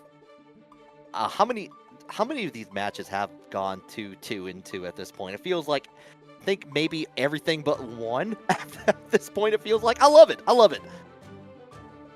I'm here for it, as well as Nanan stays on the Ram for the last game. It was a pretty close game that time around. Nhelv did come out, but Nanan was showing some promise, so just gonna believe in the closeout for just one last game. Who's gonna take it home? Let's rock. critical moment for this to be, and they're trying to reach out with the bar slash, what Nhelv can do. Early burst in there, and going to get hit with the 2H early on from Nhelv. Yeah, some damage from racking up from these Master Hammer hits. Now we have more Dandy Step offense. Nice block from the Tap Dust, but still just locked down from these It's Lates, which has a really high hitbox, so jumping out of it is not an option. And whenever you get hit on block, or if you block it in the air, you're stuck in even more pressure guaranteed at that point, and you are so dead here. Nhelv on fire now with these loops all over the place. The thing to mention in this matchup is that Ram kind of lost her JH. It's not gone, but it's nowhere near the absolute menace it used to be. So Ram's air presence, which is really strong against a character like Slayer who lacks crazy anti-airs, has gotten a lot weaker. So Nanan's neutral, which has been a pretty jump heavy, is just not working as well. Yeah, I've like been able to get away from that, but we're going in with the jump. He on there on top of that, going to go into the RC, going to get the wall as a result. Doesn't have enough meter to get like anything more than a free punch, but pretty good position to be in. Nice throw, calling out the Dandy Step this time. Nan turning things around, drops the combo though. But the overhead on the flip kick, surprising enough with the last second to close out the round quickly. 1 round to go, last game, last round. Who wants it more? Yeah, going in with the mark. Using the wild assault in there. You can't burst out of this until enough time to get the wall spot on there. That's a lot of damage. A lot of damage, and damage that Nanan didn't really have a chance to burst because Slayer can break the wall so quickly. But there we go, nice JK. Nanan gained some office star, but no, the rock is minus there. Didn't hit me. Yeah, unfortunate on that. Waiting for the sword to come back here. Instant air dash is going to spell doom for Nanan as Nhelv takes that back with a Slayer change in the end. One more time, it's going to be Habanero on the regular Baiken, Udongein on the brown, the color 2. All right, already holding off early on with like H-Kabaris for everyone here. Get the follow-up with the air dash into the jumping slash in there. We'll get the follow-up, but it is going to be Udongein getting the first big hit, forcing the burst from Habanero. There we go, nice 6P to get around that ideal Johnson. Habanero starting off strong, getting the mix-ups, getting the overheads. JD for the wall break. Holding it back in there, try to go in for the jump kick, but no dice. Everyone's playing UFO catchers right now. We're just trying to reach out and get a prize. And it's going to be Habanero getting that first with the nice combo from the throw on the Escabari. So much damage, so many options you can get when that Escobar is attached to you. You know, you like Escobar as a Baiken player so much it's done to you. But nice parry from Habanero. I love that, like getting control of the rope in their favor. You want to get that hit into the 6H, forcing the burst out of there, but the turnaround from Udongein to go ahead and get that hit with the far slash into the corner. Going to break this wall with that little bit of meter. Yes, you are. Nice wall break as well here. Hard knockdown to go with it. Interesting. I think it's supposed to be a cross-up. Yeah, what Habanero just did. You BRC to give yourself momentum and do a cross-up with Johnson. Didn't quite work out, but now Habanero has another chance at life. Yeah, could have been also been a little bit of a knowledge check in there, just like hold it out, like what if I just do pull an audible? Let me do a different option here, see how you react on there. But want to tie up the rounds on their immediate start from Habanero to go ahead and get into the corner with that Tatami. You're going to go ahead, get that big wall burst with the 6H and get back that with that positive. Kabar for Kabar, it's going to be Udongein's working out first there. We're going back to neutral again. Both players backing off. Oh, this is going to definitely hit on there. Not enough to kill, but in a really good spot. Absolutely, the 2H going to catch, and the RC going to take away the burst as well to get out Habanero. Pretty strong round 1. Good start. You know, game 1, rather. I forgot how a Baiken mirror goes, and the instant round start Kabari got me in a way. Yeah, they both kind of sit full screen. It's like you see two players have the same exact like mental happening at the same time, where they both will go for an aggressive option, and then if it doesn't work, they back off for a bit. They'll both Tatami for a second, throw out a H-Kabar, and then they'll both IAD at each other at the same time, and then just like dog fight it out in the air. And they go back to the ground, another Tatami again, another Kabari. Jump at each other. It's the same mind frame, but it's gonna be over breaks that hive mind mentality first. He's gonna be winning this set. Oh yeah, and it's gonna be Udon with the first one. Gets a flight on there, but the parry on there, you're stuck in the air. So both players have the bungee cord accepted on there. Didn't even sign the pain waiver on there afterwards here. Another parry from Udongein. This time just going to go ahead with the jumping slash afterwards, but it's going to be Habanero retaliating with the jumping slash of their own. Nice, Kabar gonna catch RC for the extension, wants to break the wall here. And doesn't quite do it, goes for the cross-up reset, very sneaky corner steal, but Udongein privy to those tricks. They play the same character. It's not going to work out as well against other people. Go ahead, show off that moon on there, get the follow-up hit. Nice. Goes for the safe jump. Not afraid to parry, and all the double overhead after with the Yozansen going to close out the round from Udongein, fighting back in the set very early, but nice whip punish for Habanero. Right, get the Kabari on them, but gets retaliated on that. The Tommy on there doesn't get the full conversion on there, but we are slashing each other here. Kind of catching off, almost caught the instant air dash on here, but Udon was able to turn that around with the BRC, but right back at you though. Gives you the lead from Habanero.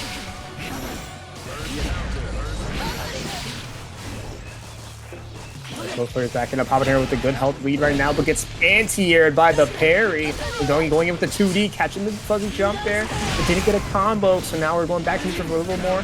Gun gets put out, but Habanero with a double JS there, gonna catch Udongein lacking and stealing out the round, surviving for one more. All right, round for round, we are catching the parry on Yozansen.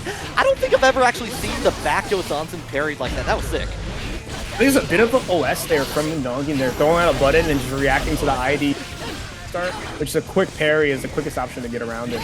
But now both players have to neutral, even on the health. There goes the Kabari, and then whoa, what side did that even hit? Oh, and it almost got the connection on there too. Tried to catch on and gets hit with a 2H, forcing the burst down there for Habanero, but here comes the 6P, everyone's favorite button, into the setup, stays on the same side, into the Tommy for pressure, but no, gets hit with the 5P. More mix-up will do it, baits out the YRC instead. Recognized the panic option from Habanero and punished Udongein, even out the set 1-1. I love a good YRC punish on there, just like really calling out like you said, the panic on there. It's like, okay, you want out of this situation? No, I know exactly what you want. Yeah, really good situational awareness, super strong as Baiken. You know, when you have a strength as a character that's so oppressive, like let's say a 50-50 that Baiken has with the instant overhead, and you see the opponent has a resource, chances are if they're going to die from the mix-up, something will be spent to get out. And Udongein, recognizing that fundamental aspect, takes that game very well. But see, Habanero, with that knowledge, could try to delay a YRC or even not use YRC at all and go for a reverse. There's many layers to that option with resource game, and it's one of my favorite parts about Strive is how many things you can do with the same exact resource. Oh yeah, and we're seeing that fully on display here. Immediately, Udon forced to use the burst, but we're going to get caught back into the vortex thanks to 2H. The pause cancel into the Yozansen and going to maintain the airspace with the jumping slash on there. Beautiful option from Habanero. Absolutely, here goes the BRC forward with JK trading, but it's going to be in favor for Habanero by a lot. Who on in with the BRC to carry the momentum of the JH at full screen there. Another good round. Yeah, 2A to begin things. Real quick on here, Zerazor with a $1 direct contribution saying claim the codes on Matcherino here. We have 3 of those remaining, so you can definitely do that in the middle of this match here. Nice tech in there, right back at it, but we're going to go ahead first. Put Udongein back in the corner, put the Escabari on it, but you know what? I want the rope on there too. Get a hold off on there into the overdrive from Habanero. Habanero on fire here. One more interaction to close out. So much health to work with as well. And the Escobar going to connect. Didn't conflict. And the parry.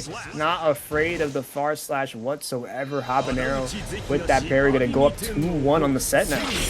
Okay, first matchup was like a full, not really a back and forth in there. Habanero felt very confident, was getting those confirms where they matter, especially in the air.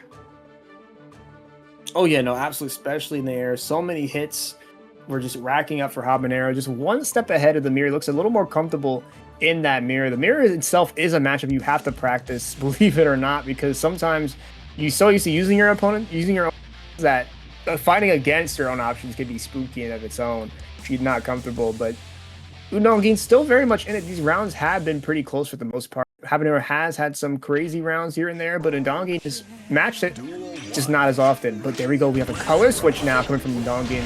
Well, actually, okay, so Habanero was also on color 2, but was forced into default by both players on the same color. But now that Udongein switched to color 3, Habanero is now the color 2 Baiken. It's gonna be... Oh, this is the commentary mind game. This is like, are you keeping track on here? Right now, I am, because Udongein, I see that live bar draining from Habanero, so gets the switch over to the BRC, trying to bait out a button, and does with the far slash, and you're gonna get that full damage on top of that. Yep, here comes the 5P pressure, just gonna back up after Tommy. Don't play the RPS, gonna play the health game, just playing it lame, and it worked out perfectly. And you have that health, you don't have to force the issue whatsoever. As Udongein fighting that very quickly, has a full bar health and burst for this next round, but Habanero fighting back with the same side JH. All right, yeah, go ahead. The corner in there. Throw out the Tatami, get that 6P on it. The Kabari does let go, but we call out the parry option from that 2H in there. The Clash gets responded to with the 2H on the kind after.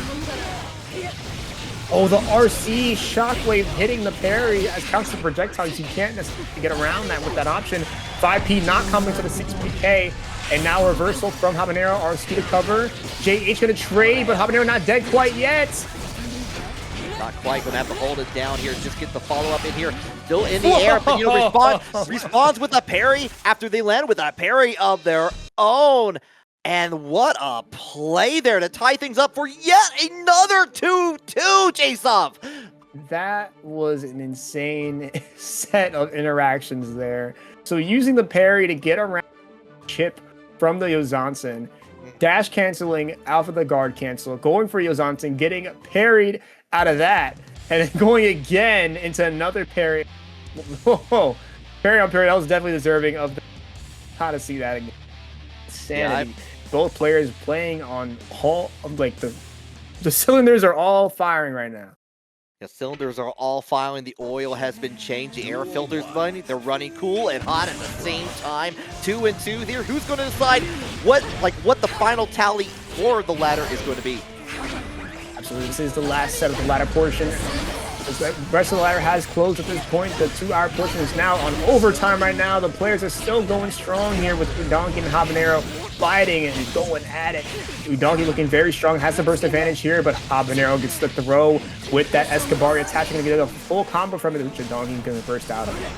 Yeah, all right, trying to approach on there. Bait out the throw from Udon. Going to go all the way into the corner. Doesn't get anything on the follow-up on there, but does force this parry out there just to get the corner switch over there for Habanero. Yeah, now Habanero stuck in the corner, who jumps out with the JS aggressive play. It's going to pay out perfectly as Habanero is 1 round away from... But Udongein, don't count them out at all. At any point in this set, they've been able to fight back with such great defensive plays, but Habanero again getting that first hit. Yeah, get caught on the backdash on there, but we're going to hold it down. Another backdash, get away from the Tourney. Going to force the line there, but we're going to go ahead, get with the reapplying of Kabari to get into the counter hit, and big damage is incoming for Habanero.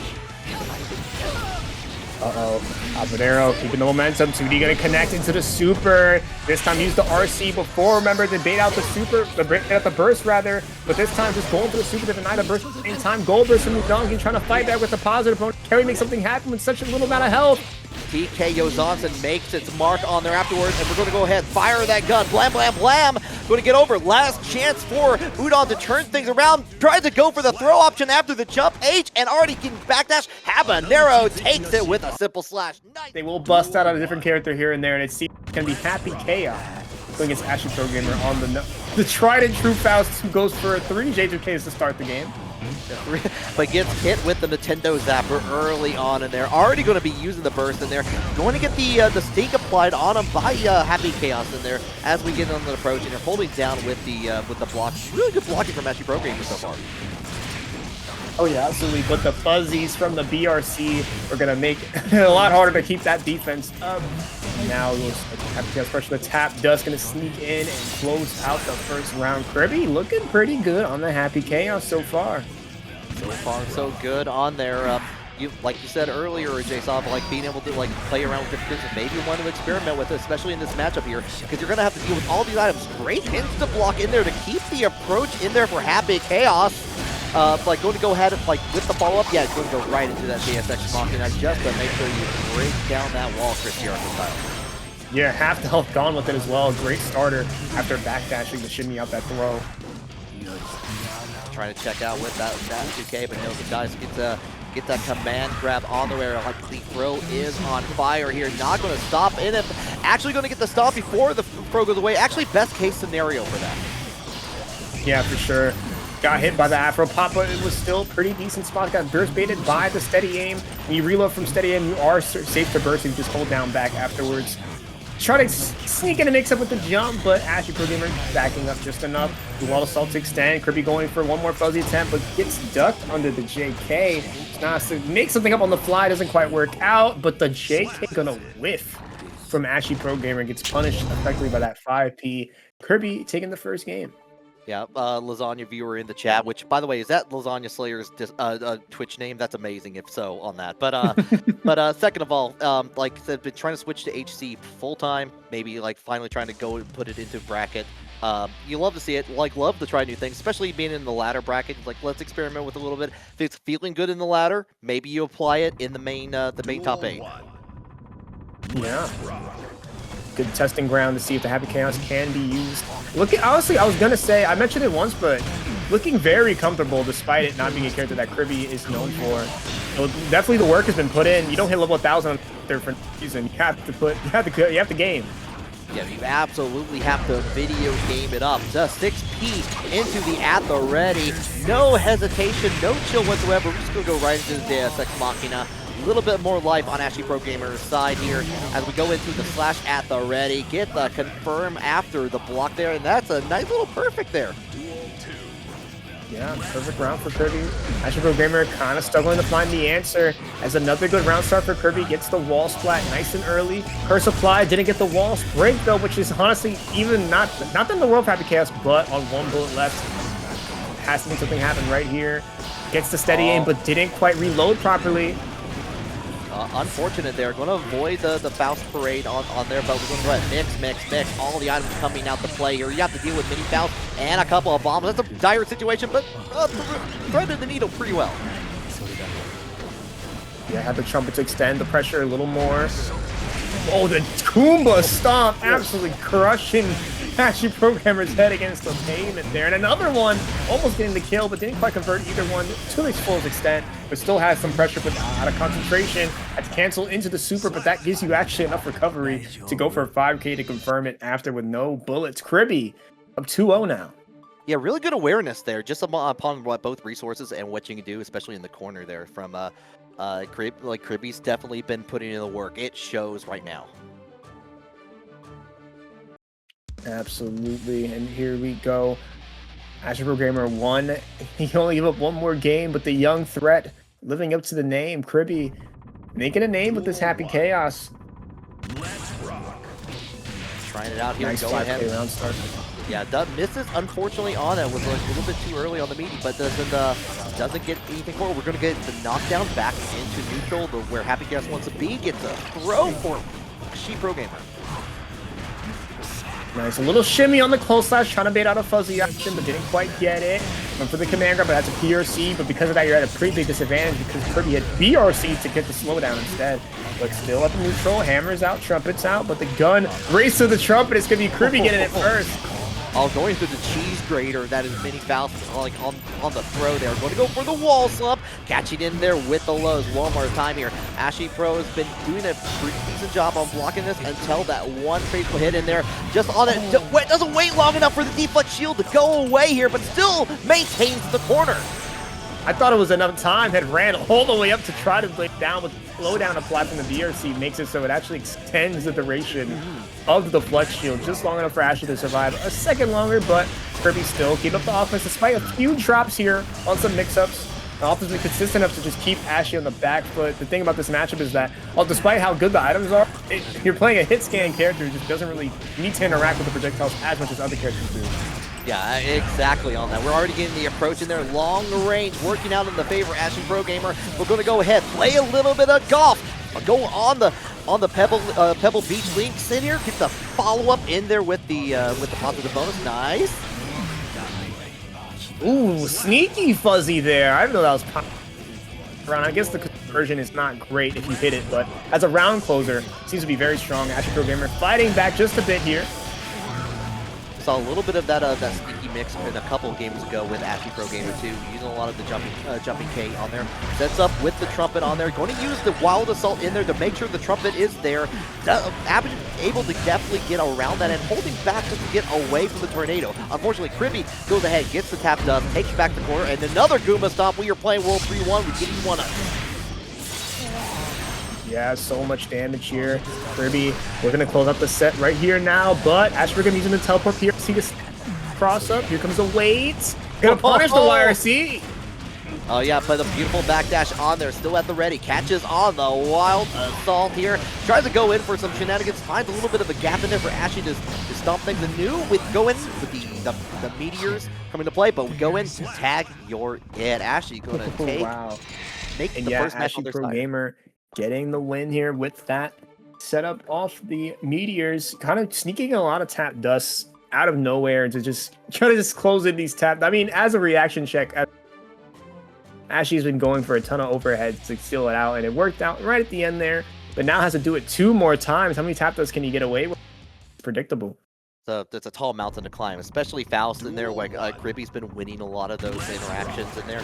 It's like that felt so long for Faust in that case, but we do get the throw. We're going to be getting our pressure a little bit. Throw out the item in there, but get hit with the gold burst early on from Kriby.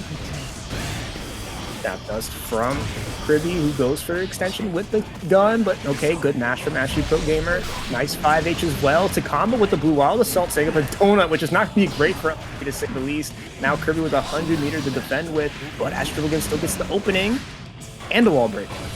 Just go ahead, hit that big 6H in there just to get the maximum amount of damage you can possibly can. Catches with the low early on, a really good counter hit on there to keep up the defense on there. We're holding back until the gun comes out for Kriby. Nice RC from the close slash as well. And there goes BRC for a fuzzy setup. Gets it this time for J2K, forcing Ashiprogamer to burst out. This time getting the fuzzies to land. Oh my god, almost hit the hammer, but good 6P from Kriby to just keep the offense going. Out of concentration though for this break though. Yeah, going to be in a little bit of a situation here. I like the use of the teleport there, try to keep up the tournament. We're going to go right back into it, into the RC, keep on the same side.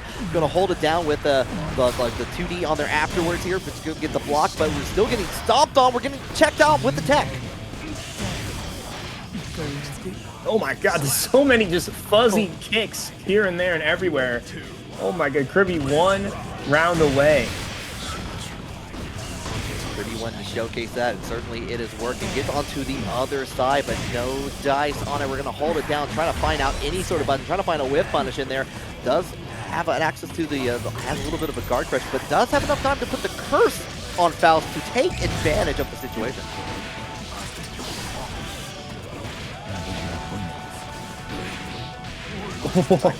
Sneaking in so many cross-ups here, and there goes the tap dust. Is that enough to close it out? One more mix-up will do, and the cross-up D into the throw will seal the deal for this set. Kriby winning 3-1 on the Happy Chaos, looking very strong. I see potential with the main. I see it here, Kriby, as we move on. Yeah, for sure on that. Like, not sure if the Kriby, we didn't get to see any. Duel 1. No hesitation, no intro. We're going to let it rock here.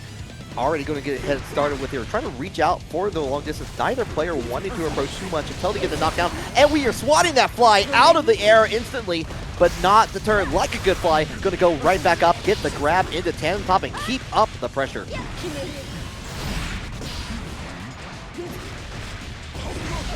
Okay, hammer fall, going to get out of the corner with that. Actually was able to adjust on the 6 feet fly each on there afterwards, but we're going to go in with the Artemis. Pull down, trying to find a way in there, canceling out. Slide head, no, can do there. And yeah, like waited out the hammer fall into the part where it into where we get the RC on there afterwards to get the full punish on here. Last little bit of health in here, but you know how far that can go, potentially go with Potemkin sometimes. Nice use of the 6P on there. Actually gets onto the other side. Here we go. We get that big change on top of it. No connecting flight, but we're going in with the BP. We're already in the air, so it didn't go as far. So the Potemkin Buster brings the hammer down. Very visceral beginning of that match.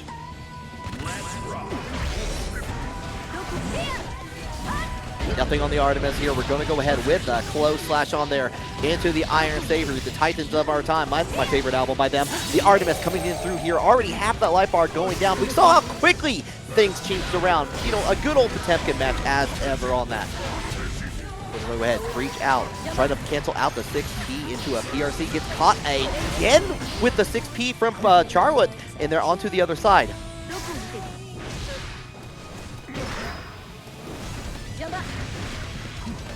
Okay, nothing for that here. We're going to go ahead and get the follow-up. Kind of keep it bay with the Artemis, but you know what? We're canceling out into the Potemkin Buster. You don't even have to do a follow-up to that. You know the damage is going to hit here. Charlotte, you know, just kind of waiting in there like nothing in there, like the fly. The fly being apt on that, just like happy to get a few damage in there, just get those hits. Those 6Ps were so messed up. You are exactly right, Joe Brownie. That was not where I expected both of those to go. Especially getting the first one that was able to turn around into the BRC and the Potemkin Buster. That was wild. All right, I'm back. Sorry, I was like digging Man. around. Duel 1. Let's rock. All right, J-Sub, you're a little bit low in the volume. Can you hear me? You might need to turn that up just a little bit. We'll get that all adjusted here. But in the meantime, we're going back into the second match here. Big 2D, going to get the mark down on here, but we're going to go right up with Echoes. Hits a little bit of OTG damage into the bad mood, and another throw, probably for it. No, doesn't get the tandem top setup, just goes in for a little bit of setup into the buzzsaw blade. Bam, bam, bam.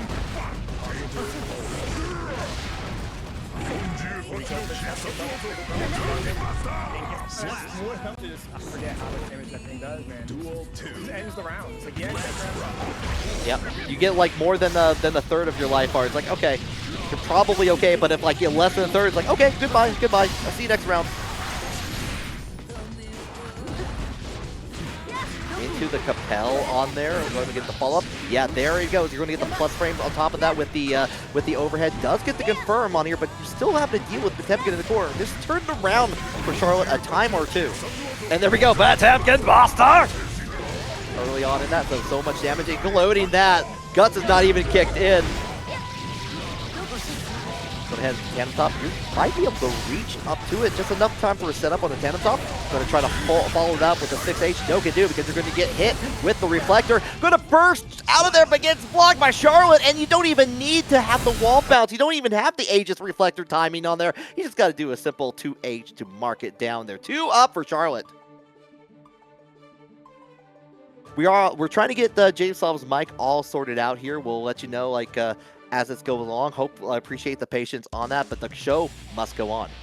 Okay, is it better now? Still a little quiet, unfortunately. Still quiet. That's so weird. Okay. How about now? I'm turning it up now. Okay, it's getting better. It's getting better. Getting better? Better now? Let's rock. Still low? Still a little low on that. I don't know what happened. Okay. Give me one more minute. Sorry. You are quite okay on that. Like, in the meantime, though, tandem top into the close slash here. We're going to head RZ Res ready for it that time. You know what? You block my burst, I block yours. Only fair is fair here. We'll hold it down in there on the other side. The instant air dash going to keep it on there. Actually, that was kind of cheeky, actually. The big body pushing away to stay on the same side. That was interesting. PRC, you're going to get the conversion into that. That's going to be a round for Echoes. First time to be able to Duel 2. Let's rock. to be able to get that done, so. All right, pulling it down here, right back into the Capel. This time 6P still goes on the same side. This is messed up, but we're going in with a Badonkadonk from Potemkin into the Garuda impact. Going to get that conversion on there into RC. That was 18 seconds. Perfect. And a Potemkin battle there. This is set point for Charlotte. little bit of a trade in there on the close, but go ahead, slide head, get that Oki set up on there afterwards. Get the flick on there, but this on Gold burst. Good position to be in because you're going to get that meter back to get that little bit of the potentially lead. Not quite, but you're going to get at least to overdrive now. Took a significant amount down. You're going to need that potentially to use that into the 6PRC. Going to get the burst onto the other side here. The Tam Top does get the conversion. And such a smart move in there, realizing it's not going to reach while following with the hammer fall. Goes in. Okay, this is a matchup that I kind of like playing, honestly, but not with the wild assaulted play from Goldlewis. They're like, already got the on-ground damage. We're going to go ahead, get a little bit of a game type. We're going to sweep the floor. You know what? Wasn't going. We're going to go the other way with the dust. We're going to continue down the line. Doesn't even get the follow-up, but an opportunity for Insert to go in with the throw, get to the other side.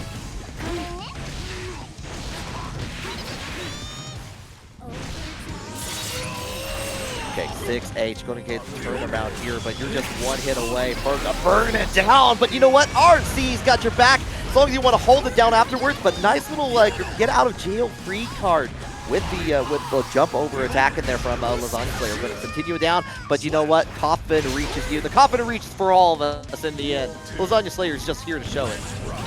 Kind of like death in that way. Yeah.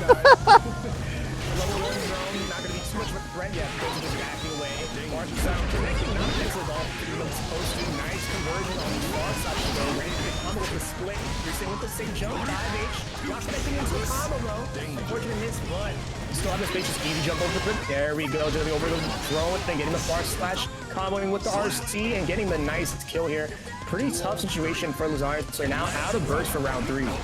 Yeah, shout out to Weston Knight with the rating with a party of 7. Welcome to top 8. Paragon, Guilty Gear's Drive happening right before your very eyes here. We're just beginning the winner side of that here, the third match in our top 8, and we're getting to see all these Behemoth Typhoons come out to play. You got hit with it, just a raw hit into the smash. The smash, one more opportunity to stay alive for Insert here.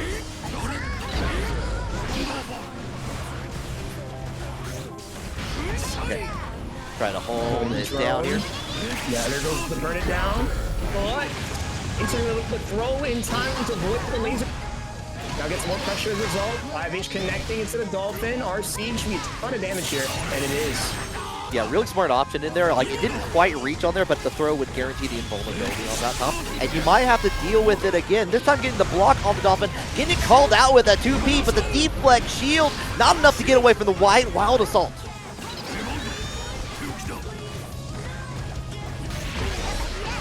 Go. Nice wall to self to confirm. Reach up for the offense. The flex shield not going to be enough to get away fully, but got another to burn it down out and jumps the throw with the JD. So Lasagna Slayer taking the first. Yeah, taking it on the first one there. Like, just a little bit unfortunate there. Just called out the throw, and they were like really good back and forth though. Was trying to keep up with the pressure from Lasagna Slayer, but it is going to be Lasagna Slayer taking that very first one. Going right back into the action.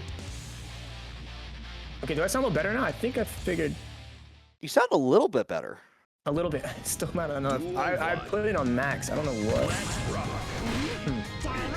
Okay, anyways. Roll from insert. Starting it up. Resetting into the over kiss for the second game now. We'll go ahead with the combo one time while the wild assault. We're going to go right back. Enough time to get the Thunderbird all set up here and hold it back. I like the use of the YRC on there. Just get off me with that pressure. Unfortunately, still going to get hit with that backdash from Behemoth Typhoon. Back into the corner you go.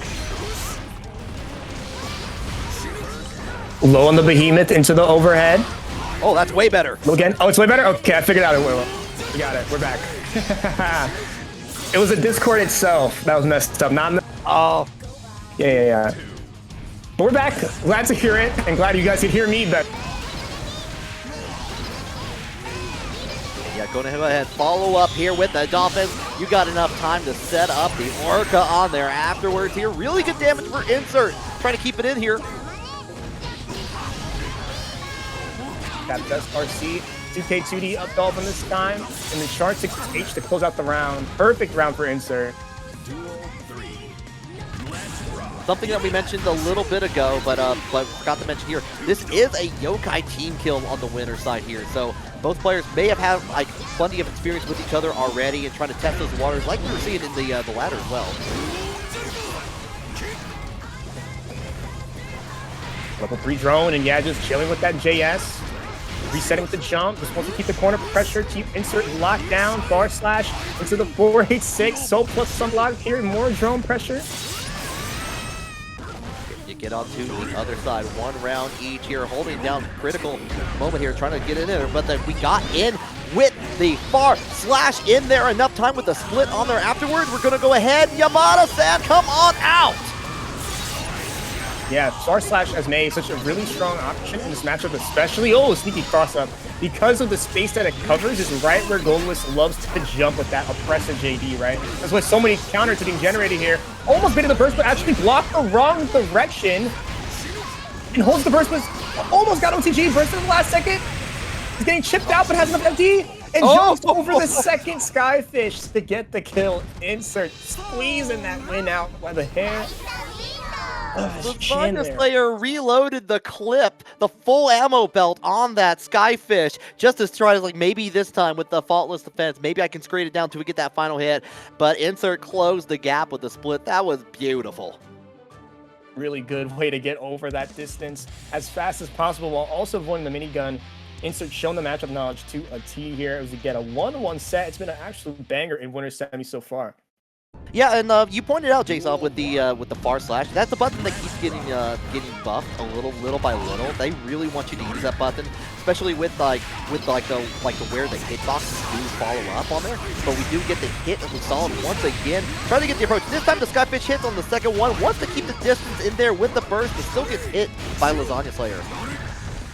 Yeah, absolutely. Yeah, the far slash, they've added a little less recovery to it, and in the most recent patch, they made it so it's easier to connect to the Dolphin at longer ranges due to less pushback on the button. So it's become one of their staple pokes. Before, it was like kind of niche here or there, but now, especially in a matchup like this, you can press it a lot and get away with it. But as long as they're pressing these behemoths and these close slashers to close out the round instead. Yeah, between that, like where we were talking about earlier with the 2S nerf on there, you like it just really switched up the options of what May players want to use here. But we see the switch up to the 5H, looking for those stray hits on there.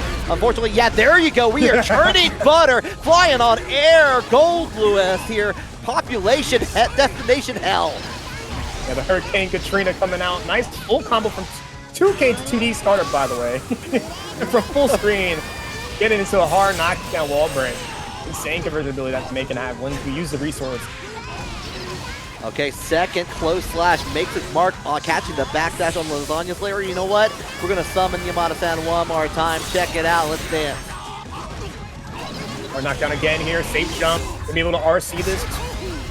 One more mix-up chance here. Just goes for the 2P. Looking for YRC from Insert, but not giving it at all. And sneaks in the fast RC low to close out the round.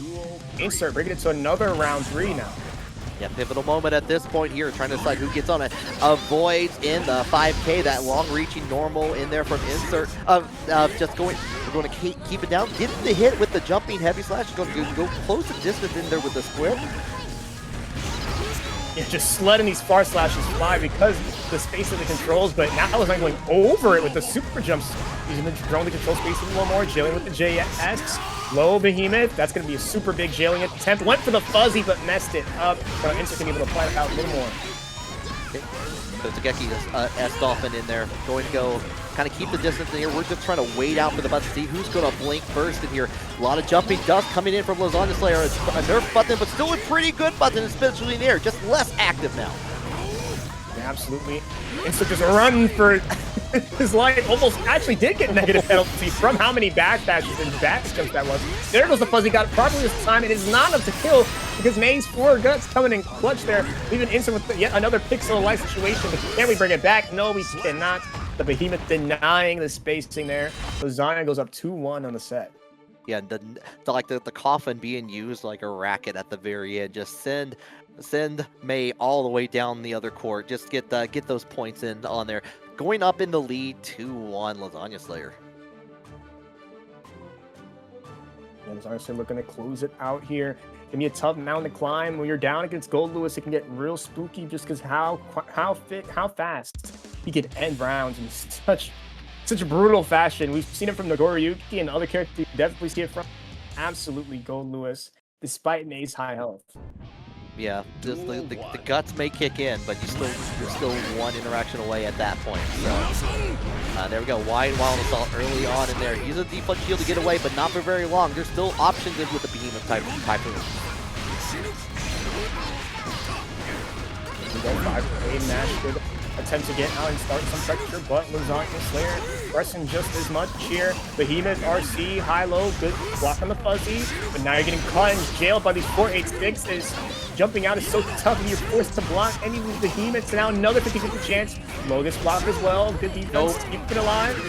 Not a whole lot of meter to work with, and damned if you do, damned if you don't. That is going to be set point for Lasagna Slayer. Oh, but a Dolphin catching the startup of the Wild Style before it truly became an invulnerable move. But there we go, the Dolphin catching the drone startup now. Dolphin just catching everything. Right, same side. We need enough to convert into a wall brick as well. Okay, a.b.a coming out to play yet again here. Going to go all the way back in here. Catches in on either the jump or the backdash in there with the close slash from Insert. A perfect in there. Insert still in the game. Absolutely still in it. We were talking about Goldlewis damage, but May can definitely rack it up just as much here. The 46 is the lows, the highs, the mids are all coming out. Lasagna is just completely jailing Insert into the corner. What are you going to do to get out? Plus on the... it just doesn't stop. You could be blocking, you could be doing all that, but the damage still keeps coming greater and greater. Full life, full bar for that. The wild assault comes out to play, uses the need to burn it down. You're going to get a little bit of punish on there. You're still going to get hit, but not enough. The OTG correct damage almost did enough. We're going in for the RC, cancel it out, keep it at plus with the H Dolphin. Just slamming these fibers, trying to keep Lasagna from jumping out, but still manages to jump out and sneak in the 2P afterwards. Lasagna Slayer finishes the set 3-1 and it moves on to winners finals. Oh wow, that is what a play at the very end there. Like more often than not, like the Goldlewis. The Jackal too, a pretty interesting matchup for Potemkin to deal with because there's so many projectiles to go around. Without armor on things like slide head, it can get kind of. Yeah, would you like to know a quick fact about this matchup here between Ashiprogamer and Joe Brownie? This is XQXL happened over the weekend. Joe Brownie got 5th at that. Meanwhile, over in Ashiprogamer got 5th at Roundhouse. So this is the battle of the 5th place players between the two regionals that happen on the East Coast. Okay, that's pretty cool to find out. Both players doing very well offline, but Kriby has got it on the online, the top 8. It's going to be looking like Ashiprogamer so far up around and now has so much pressure, so much meter to work with as well. Potential 50 meter might as well be 100 because he can just keep the root impact going through so many plus frames. The strike will kill you, the throw will kill you, the flip that back might kill you. And everything still touches, and like you're still blocking on that. You're going in Groot Impact, a little bit of extra, and you know what? Time for the Potemkin Buster. You got everything down to the wire. That's perfect for Ashiprogamer. Yeah, it's a perfect way to get that first game. So much, the tone has absolutely been set. Just jailing, not even letting Joe Brownie play the game whatsoever. And if you don't let a low health character play the game, you're probably gonna win. Fun fact. That's my fun fact for you. Yeah, well, I appreciate it. Pro tip. If you play the game more than your opponent, you'll probably win. What? No way. I know it's tough to believe, but this is the truth. I thought it was natural skill. But already going right back into it. Servant coming out the play there with a little bit of like the air servant kick on there. Just going to go ahead and try to send it out, but we're getting flicked away. JT to cancel out the minion, but didn't get away from CKCD afterwards. Joe Brownie finally getting that momentum started. Dash cancel from the soccer kick, just gets absolutely denied by the close slash. I'm not afraid at all to press. Imperial attack does, but even barely could see that, which is so out of nowhere. But there's a thing with Jackal with the minions on top of you tap, you can usually plus a lot. Alright, Legion Driver out in there. We're sending out one servant on there, but we're going to get with the Rocketeer coming in for Ashiprogamer. Big counter hit to begin things anew, but we're already going to go in same side with the servant set up into the Forever Legion Driver. Joe Brownie is getting around. Yeah, very quick adjustments in this game too. Looking to flip the script here and get on the board with the 1-for-1, and that's a really good way of starting him out with that 5K 2D hard knockdown. Coming up to the minions, but gets denied by the bar slash. But now Oh, Brownie still in the corner, and there goes that burst. All right, yeah, going ahead and keep on. Like with the double jump still available, getting the flick away here. Try to get a void, but you know what? Potemkin Buster comes for us all.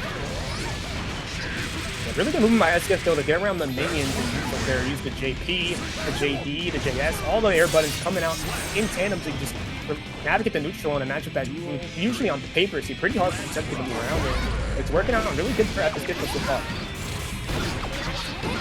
A little bit of kickball serving out there. You're going to go ahead, get the follow-up on here. Not enough to break the wall, but we're going to go ahead, get the follow-up. I like the holding back on there, but we get hit with the back Mega Fist.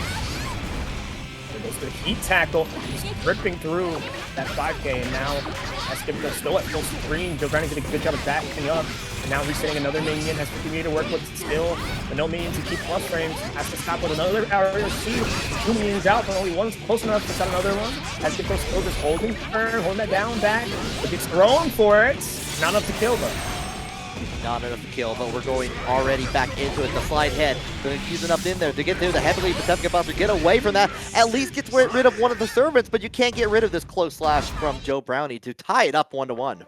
Yeah, SKF still getting a little impatient there towards the end of that second game. Was kind of moving back and forth, looking for an opportunity. On defense was patient, but on neutral, especially when you're down that much, as SKF though, it's like you got to make something happen. So sending out the heat tackles, the slide heads, the hammer full, heavily Potemkin Buster, trying to get some kind of damage on the board. All he really needs is that one hit, that one little star, that one hard knockdown, and that pixel health can go a long way. Long way indeed. Like, don't have to go too far into it. Try to flick the servant already on there, but we're going to go ahead, get that 5K. Big counter hit, though. We're actually going to keep in the air and use the just added tension in there. Get the Legion driver. Go ahead, get to the other side, break that wall. My treat. He wants to fly as well, hard knockdown. Bring up 2 minions, flick out of one though.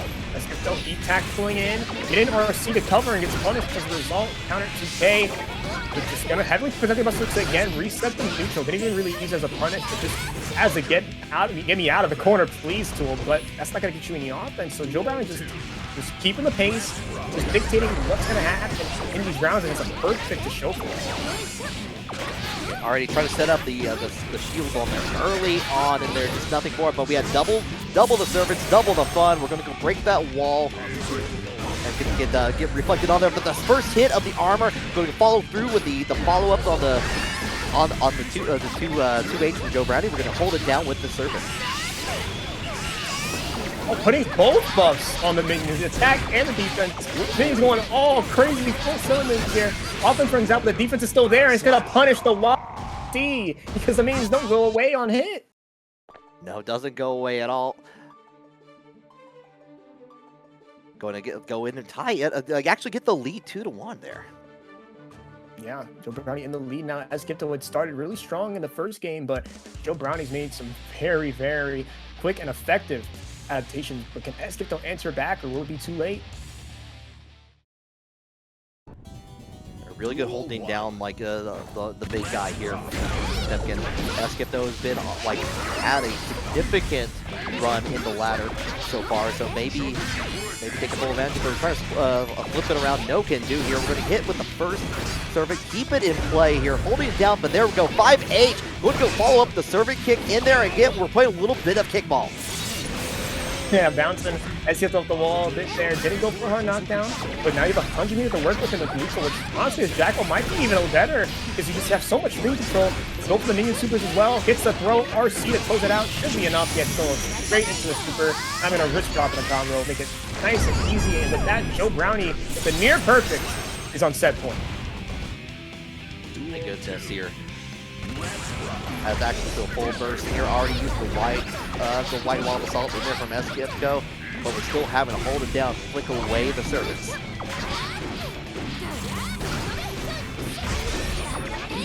Also continue. It's caught.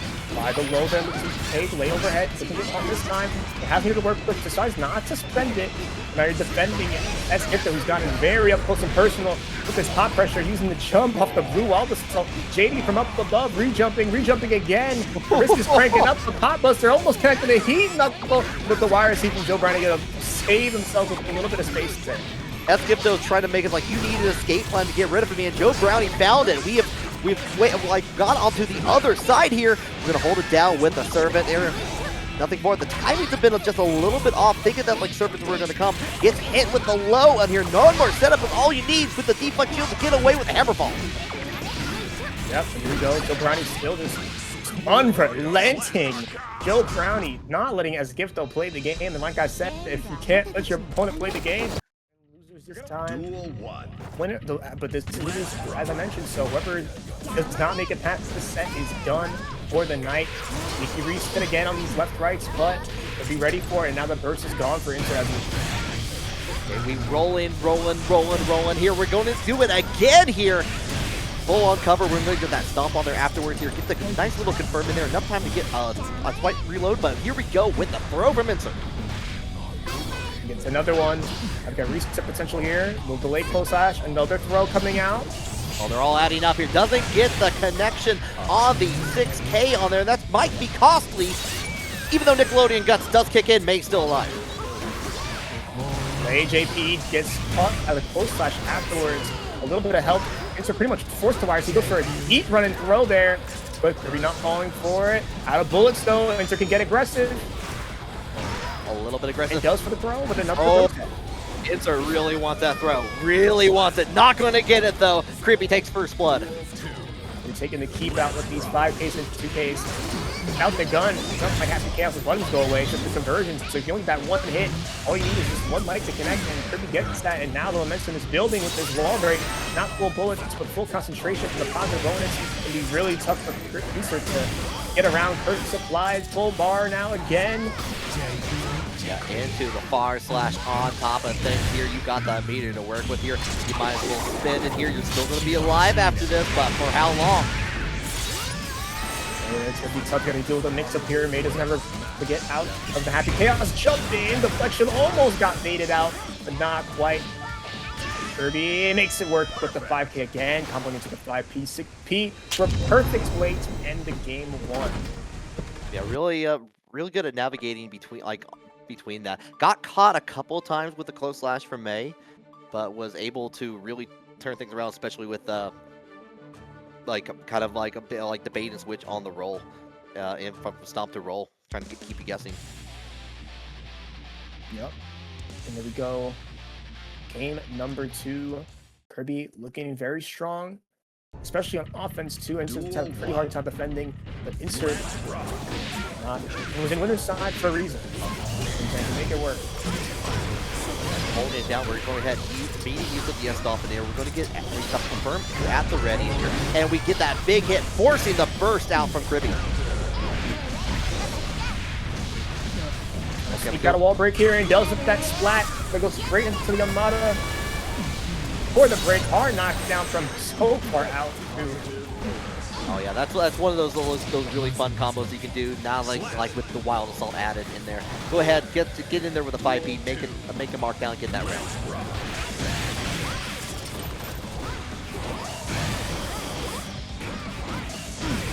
Keeping it down, like a little bit of the bullets here, but we get hit with a 2K into 2D and from Insert here.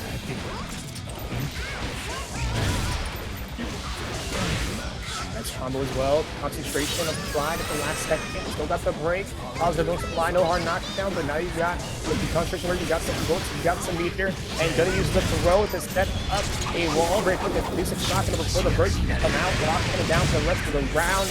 We're going on round 3 now.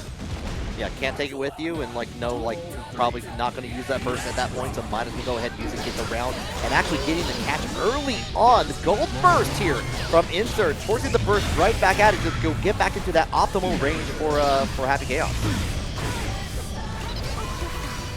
So backdashing away, 2 H's the anti-air, and it works out beautifully. Full combo and the break. 4 into the chunk of damage there. Positive bonus as well. And now you're curse free. 2S Dolphin Not enough, did not get the wall splat from that, or wall bounce from the 5H, but still made it work with the pressure afterwards. Insert now on the board. Yeah, got the split on there into the JPs and just like goes for the low just because you don't need a whole lot on there afterwards. Just looking for that one opportunity, tying things up.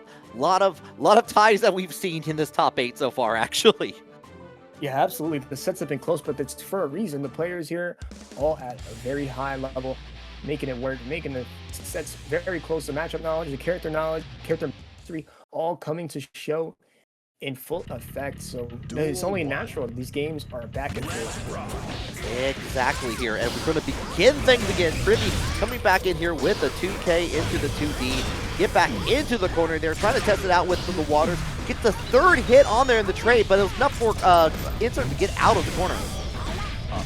But Kriby working Insert right back into the corner with the tap. Does close slash.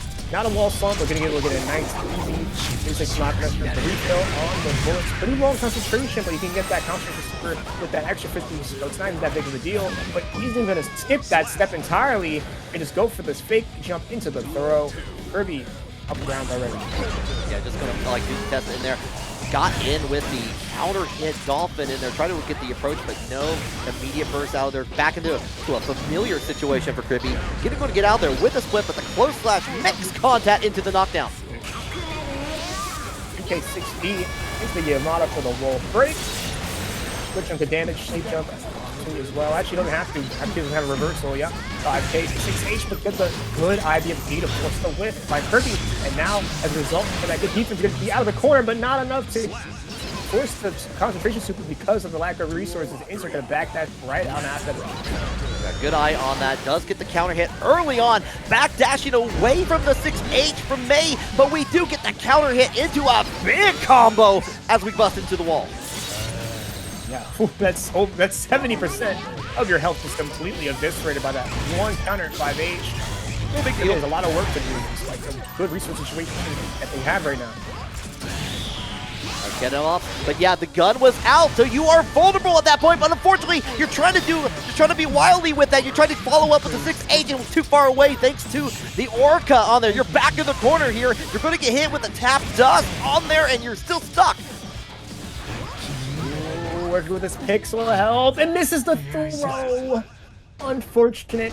Had the right read, honestly, because Insert was still just down back and didn't really move at the moment. But it's going to be Insert clutching out another round and another game. Taking the lead 2-1 now. 2-1 here. Potential for another 3-1. That would be, if Insert wins, it'll still be the 4th 3-1 that we've had in this top 8 so far. That is crazy. Kind of wild with the numbers. The ladder's been all game 5s. The top 8 has been all game 4s. Yeah, we're just going down. Yeah, going down the next round here. Like how that going to turn out? Immediate 3K from Insert. Going to get denied. A little bit of that third of life are already gone, but we're going back into neutral. Go for the first from Kriby to force some offense again with the Happy Chaos.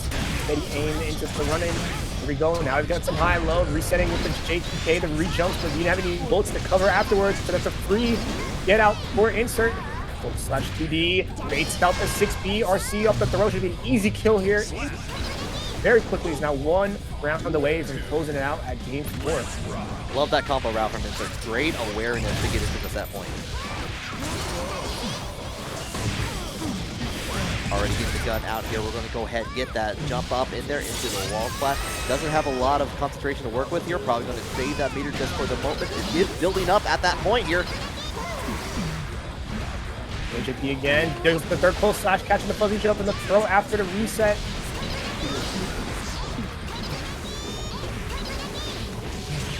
Ooh, the sneaky fake Dolphin into the low, catching Kriby, forced the burst to get away from that Orca with the 6S, the haymaker connecting. Should be enough to kill here, I believe. You know what? I think you're right here. You know what? Sometimes with May, I think this does kill, but you know, like I said earlier, sometimes with May, sometimes it can be real. Sometimes she can't squeeze it out, but there was a 6S start, which is really good for Happy Chaos damage line, so I believe in them. But 5H counter it, not enough for a combo, do the trade, but still get that corner positioning and so much damage. Just keep slamming on the flat, looking for that extra counter it to close the set out. But Kriby's taking advantage of that impatience, taking a wall break of his own. Yeah, nice little 2S in there to get it, but we're going to go have fast RC into the low here. Going to be full confirm right back out. I like being over there. Why don't we go back over there? I like the food there. Kriby to catch the far slash from Kriby. Same side of the JS. Catching into it again here. Almost 100 meter. And there it goes. Torque into the RC. Have a mix-up potential. Just go to the and still mix up. But nothing is mix up. He actually cancels out into the throw yet again. Close slash this time, blocking it out, and Insert is going to take it with another 3-1. Nice close out from Insert. Yep, game 4 again. Going to Potemkin to get through first. The red new show, the picks of the S gift though. Here we go. And it's going to be Charlotte setting the first hit with that counter at 5H. Noble Garuda jumping with the JS as a reset. But no dice yet. That's going to block it all out. Okay, yeah, 2K into 2D. Enough time to get the setup into the Garuda impact. Hold it back on there. And got caught jumping. You're going to force on there. And you're going to have to hold all of that mix up until I can come there and give you a big old hug. Noble Garuda again. Lay on the 5K trying to catch a jump. Esketo spitting still again, not afraid of the Potemkin bust to the spike and hit by once. Nice conversion to a hard knockdown. With deflection, gonna get away from that Garuda, but not from the 5H. Charlotte with their very own Potemkin buster. They have access to the RC on here. Is this gonna be enough with the wall burst? Yes, it is. Yeah, Esketo very patient. Oh no, wait. Yeah, names were on the wrong side. Yeah, names are on the wrong side. Charlotte's on B2. Esketo is on the red. Shout out to Yokai for pointing that out. Yokai Dr. Okay, got it. Thank you. So Charlotte was up around. Excuse me. Nice JD for Charlotte as well. Heat tackle for the hard knockdown. Burst from Esketo. Goes for another heat tackle. RC for the late 8. Potemkin buster, but nice alert to spot Charlotte to get away. The RC. Yeah, not going to get that. Unfortunately, going to get the catch with the make it safe with the PRC into the low, into the Garuda impact setup here. Are all the way holding down the fall defense into the guard crush, and we're holding down the neutral. So much offense, relentless with these blue walls. Honestly, when you're on the defense, it's a character like blue walls. So I feel like Potemkin. Next to I thought it was Baiken and Potemkin. If you block, it could be so bad. Especially, I think Potemkin is like #1. From Potemkin, and he like resets with Garuda or like Hammerfall break. It's so scary. You have to look out for it, or you're just giving Potemkin a free strike throw from a situation you really shouldn't get it from. Yeah, it's very, very strong situation to deal with down there, but we're going right back into the thick of things here. Charlotte up 1 as we're going on. Try to get the flick, which would have reached if there was like any movement at that point here, but we're going to go in, close down the match with Esketo, and we're trying to hold it down with that double jump. Being aggressive, went for the blue walls, something like connected, so the hit before. There goes the 2D, catching the jump this time, and the Garuda impact. The Potemkin buster, but covering the back dash with the second one off the RC. You can't get away from that easily. Yeah, get the flick in there, enough time to approach with the Hempro. You know what, get that second flick on there. We're playing a little bit of paper football in the classroom. Going to go ahead and get that follow-up with the 6H. Very nice. Very nice indeed. Round 2, Esketo already making good adjustments here, getting some hits. Charlotte, but there we go, finds the 5H counter hit. We need to get started. But another deflection from Esketo, just keeping the distance. Wasn't going to hold a game, doesn't want to play a game, you don't have to. It doesn't get anything on the prayer hands on there, but we do get the approach into Hot Buster. Back in time, like try to true into the Garuda impact setup on here, getting a little bit of that chip away on there. The follow up, the 6P into heat tackle, get back out into it, forcing the YRC away from Esketo.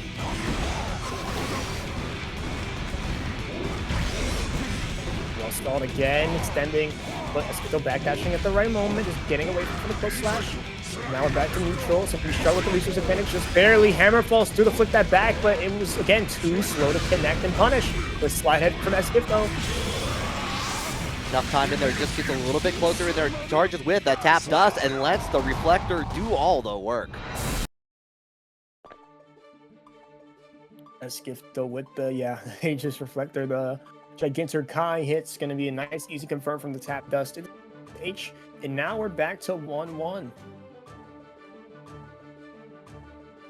block any pop move equals round lost is very true. it's like it's my fault for blocking at that point. But I like the we're seeing a lot of flicks come out using the longer range, being able to hit the big body hurt box in there, just kind of like keep affecting on there, just trying to use that distance on there. I like seeing that. Absolutely, 5x straight at the buttons here. Doesn't connecting first. Looks like should again let's go. Going inside head, we're getting a little bit of no real approach here. We're just trying to find out whose button's going to whip first. Charlotte does get the first hit. Real P1 versus P2 match. No one's had chain sides whatsoever. Yeah, it's pretty tough in this match because neither player can dash or air dash, right? So if you're not going for a big, crazy risk move like heat tackle or maybe a hammer fall, again catching the back dash, you have to just pretty much just poke it out. But oh my god, with the weight, the pop us are gonna catch me a 3 side swap. The late flick that back, I'm gonna get another one. And we're gonna go for just a normal wall break. No hard knockdown, but you keep the meter for the next situation. Oh, that was sick with like the backwards flick into the wall for the full combo. Yeah, very smart. Yeah, like, and also, yeah, we've got double Gigantor guy. It's like holding down, slide head, trying to get back into it, but we're gonna get follow up. And you know what? Rebound attack, come on!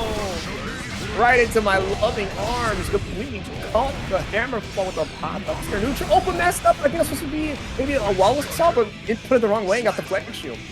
Oh, and caught Gifto ducking on the tap dust to take back the round and take the lead in the set. I think a round set, Brett count that one, but go ahead, blue wild assault in here into the Garuda impact. We're checking him out like with the Potemkin buster. Back in the corner you go. Oh, backdash through the activation with the Garuda there. Tackle, but delaying the PRC, trying to catch the Garuda. Charlotte, who's just sitting still, blocking everything so far. Gets away from the blockbuster at the right timing there. Catch the backdash with the Garuda. Walking up. Both ways got to poke it out from now on. Oh, the hammer for again from Charlotte, keeping the meter as well as 100 to work with PRC for a bit of a egg reset with the JS. It connects with the 6. I think that's enough given the bounce here. Get the heat knuckle. Yeah, absolutely. Charlotte with the heat knuckle on a crazy combo. Gonna be up 2-1 now, and that's Gifto. Yeah, just kind of a crazy crazy turnabout on there. You know, like again, like we're both trying to both the players are trying to find where they can whiff, like what approach on there, and Charlotte's been getting the better part of those reactions from time to time. So we're going right back into it. No hesitation. 2-1 now. Charlotte in the lead. Yeah, I will say Esketta's moving first quite a lot in these. A little more impatient, per se, in this mirror so far. Yep, here we go. Stevie Diva's going to work this time. Looks up his backdash. Who also his backdash as well. Really good defense from Charlotte now here. Burst as a schedule for no reward as well. Really good situation. Uh-oh, it's a hard knockdown. Flick into the Mega Fist. Going to hold it down again. This time, going to call out with a 5P on there afterwards. Enough time to get a Garuda impact set up on here and keep you in the corner. Okay, as if the piling on the pressure, tap this is blocked, but you have another Garuda into 50-50 to deal with. Did not connect the close section or anything, wasn't ready to confirm the hit. Right, another Garuda. Yeah, Garuda impact from the empty low on there afterward. We're still flicking, we're still putting the slide head, and you know what? One more flick on there, get the field goal with that paper football. As Gifto finding his stride here, not letting Charlotte play the game. 5H gonna connect, hitting it out again. Oh, but good 6PD out the JD there.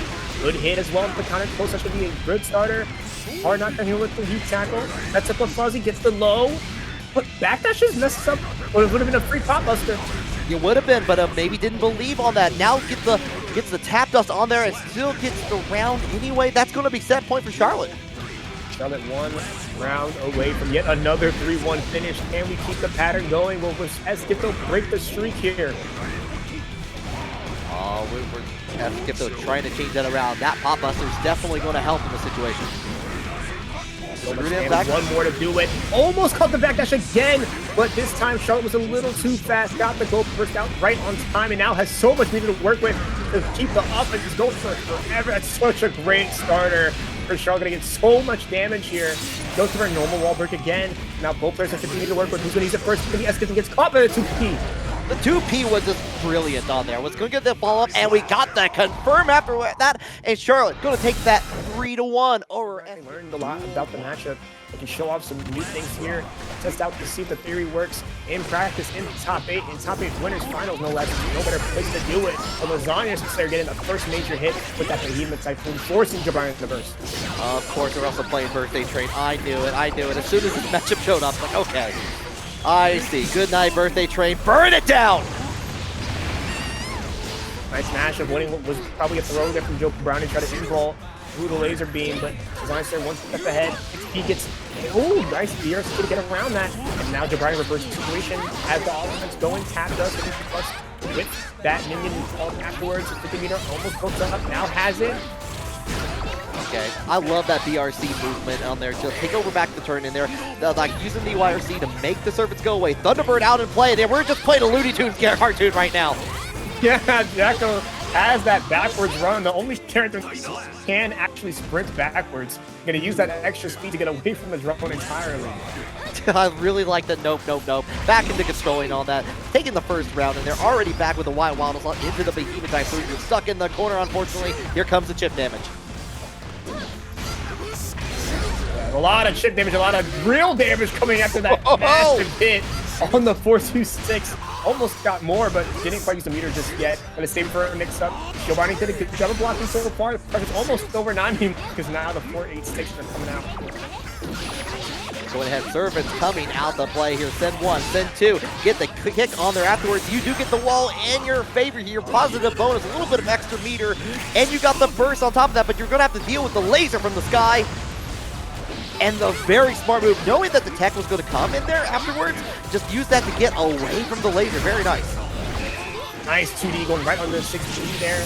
Getting a full combo as a result. Elysian's grab going to break the wall. Not enough to kill. Shouldn't be. Yeah, hangs on by a thread. As burst to work with last 50 meter. Joe Brownie to be aware of all. It's back and baits. It's the Wild Assault out, and now Joe Brownie with a burst advantage. There's a Skyfish. They're going to try to chip out. But no, it's the minion going around and you're kind of just shutting down the approach with the drone because now behind the drone with no problem for Brian to move somewhere, you now have to deal with the minion that's just lurking right behind you. Yeah, it's like, oh, you have a drone, that's cute. Like I can summon mine and they can do actions. They're the hottest toy this Christmas season. Yeah, absolutely. My toy is better than yours. Just attacking and preventing Lasagna Slayer from running behind his drone. And it was really smart play. Yeah, it's got Kung Fu action grip. Here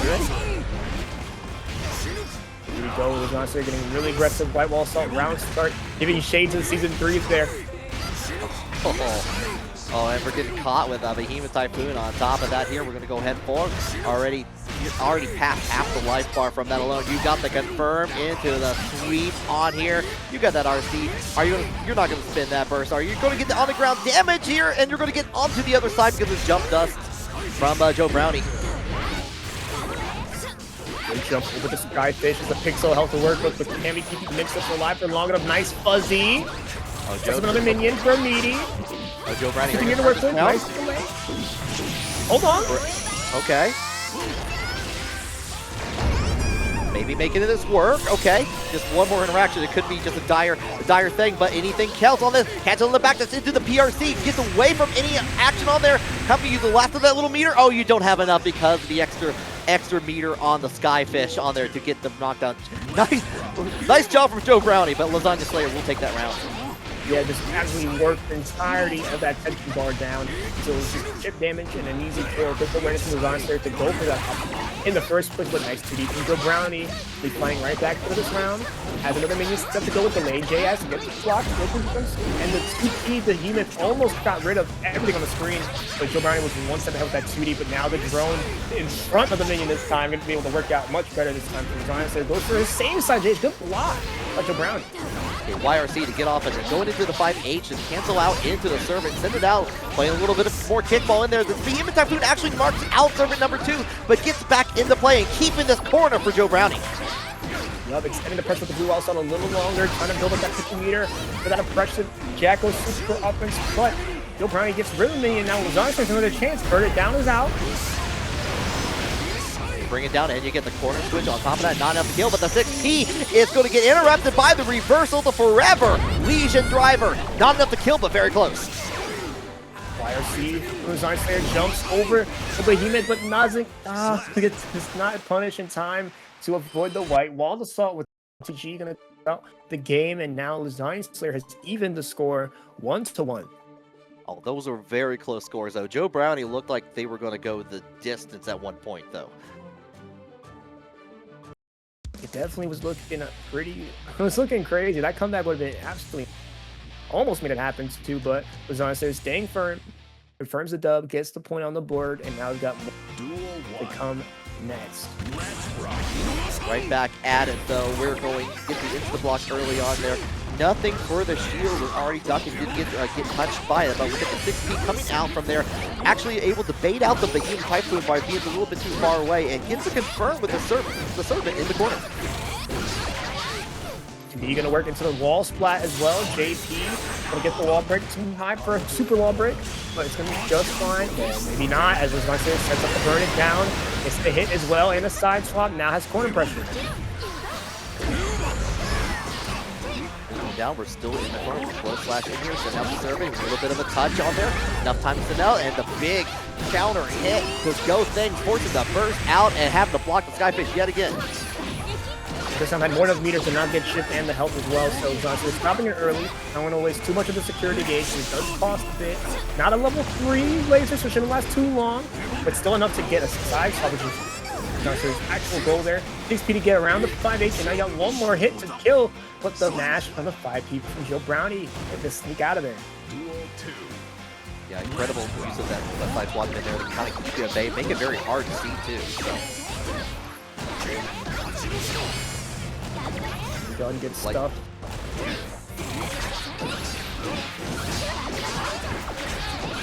Time in there, like using it to like propel a little bit forward. The momentum on Joe Brownie's side in here. Gets in with the break on there afterwards, back into neutral in there, and I'm going to go ahead and use that PRC to keep up the pace. Go nice. Get around not only the minigun, but punish it as well from a super far distance, and the RC to bait the burst. Joe Brownie, well played to get around all of that and to confirm with the 2-1 lead now.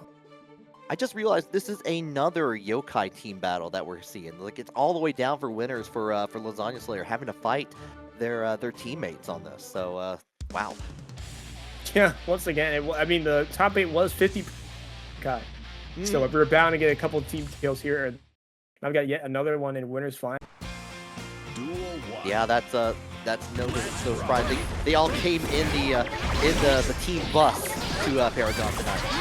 The online bus to Paragon. Yeah. But Brownie looking pretty strong here in game 4, setting up a nice throw, resetting up the minions. Delay dance block yet again here, but so much near to cover anyway, didn't really matter that much. And now the super wall break here, hard knockdown, 50 to work with on top of that. It's gonna be really tough for you to get out of it. Okay, last third of it, like both players have intention to work with here, forcing the burst out of it into the burn it down. Familiar sight in there, enough time to send out the server, but you're still having to deal with the Behemoth Typhoon. Plenty of life though to go with here. Johnson staying alive, Sky trying to get some kind of chip, gets it through, hits Joe Brownie rather before the minion can actually do anything like the summon. It's been set for hard knockdown, and Johnson is going to do a lot of chip damage from the Behemoth, canceling into another one. Has 50 meter, RC's right there. But Joe Brownie doing this game, honestly, patented at this point. DRC to side swap, and it was just enough to get some space for the main to hit Joe Brownie on set point.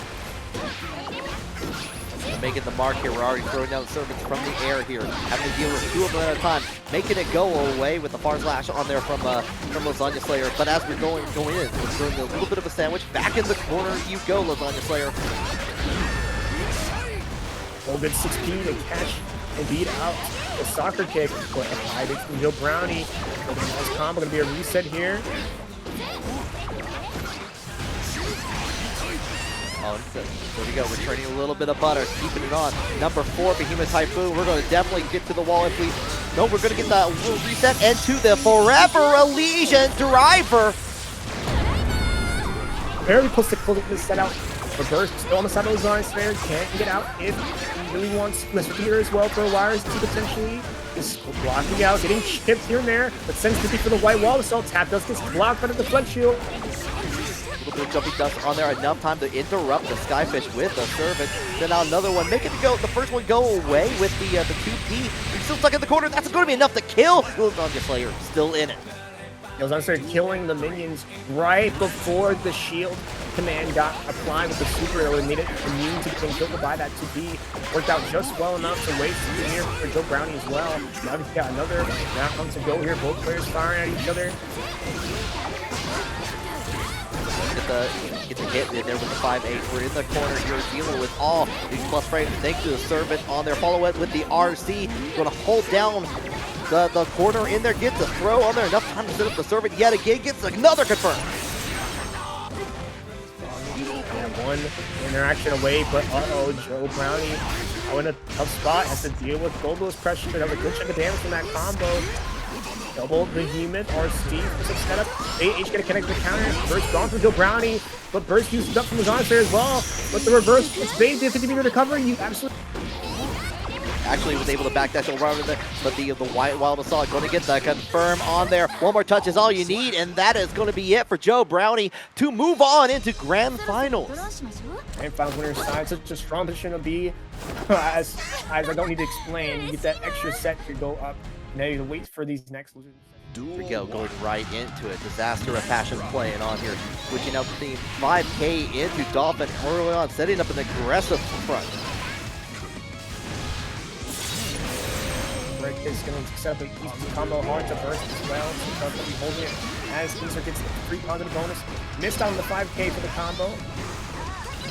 A little too far away on that, unfortunately, but you do get the cancel out there. You're going to cancel with the RC to try to get the maximum amount of damage you can, just so you can make it one interaction on here after the reset. So these forward slashes are going to connect it as well. RC to confirm the hit.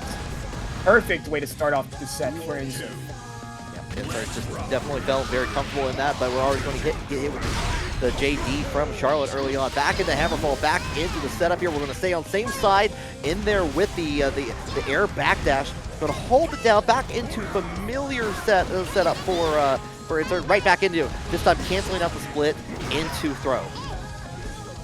He's doing a 6K to safe jab there, fun fact. It's really niche setup, but it does it. The 6K, despite how slow it is, has 6 frames of recovery. It's really funny. Right. Same side, YRC. 5H from Charlotte, just keeping the range. Insert back.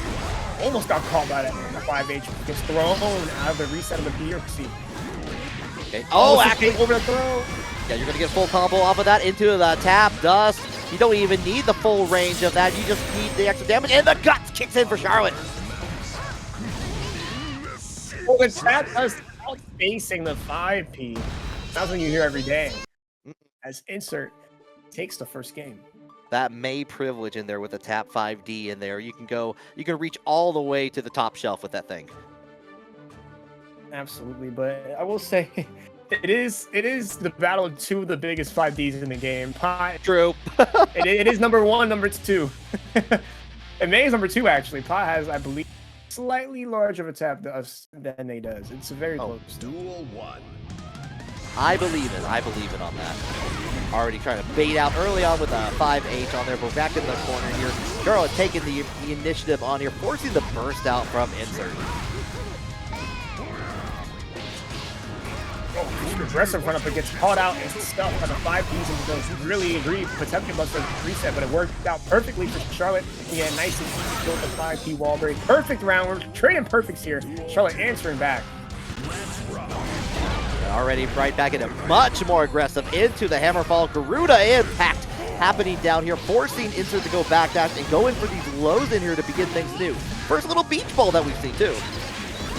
Yeah, super plus on hard knockdowns. Throw. Gonna reset here. In the split with the safe jump. 2K2D, plus on block again, plus on block again. Nice catching aggressiveness with the S Dolphin this time instead of the H. Setting up the safe jump again. 5D. Should be enough to kill with the super. It's going to be Yamada coming out the pink whale to the pink Potemkin, and it's enough to kill. Yeah, but right idea too. Yamada does a little bit more damage in there. Did the round as we go on here. Back in to tighten things up in the round count. Patient looking for a whiff. Hammerfall gets break, but still Charlotte recovered in time to throw insert who ran up. Oh, huge started on the 5H. Hard knockdown. Full side to connect as well. RC, no burst from insert, but that might cost you your life. No. Oh, yep, it does. Yep. Heat Knuckle going all the way with the perfect. Tying things up 1-1 at that point. Dang. Crazy stuff. Despite being a round 3 game, both the rounds that Charlotte won were perfects in that game. Mm-hmm. Yeah, really, again, the aggression paying off quite a bit in there, like where, like being able to kind of hold down insert from some of that action. Oh, yeah, absolutely. Just getting a lot. Honestly, despite how patient Charlotte was playing against a Skipped over there, the game plan seems to have completely shifted. Or as I proceed to watch Charlotte whip punish while sitting still. You should have immediate, like the 5H into whip punish here, tried and true.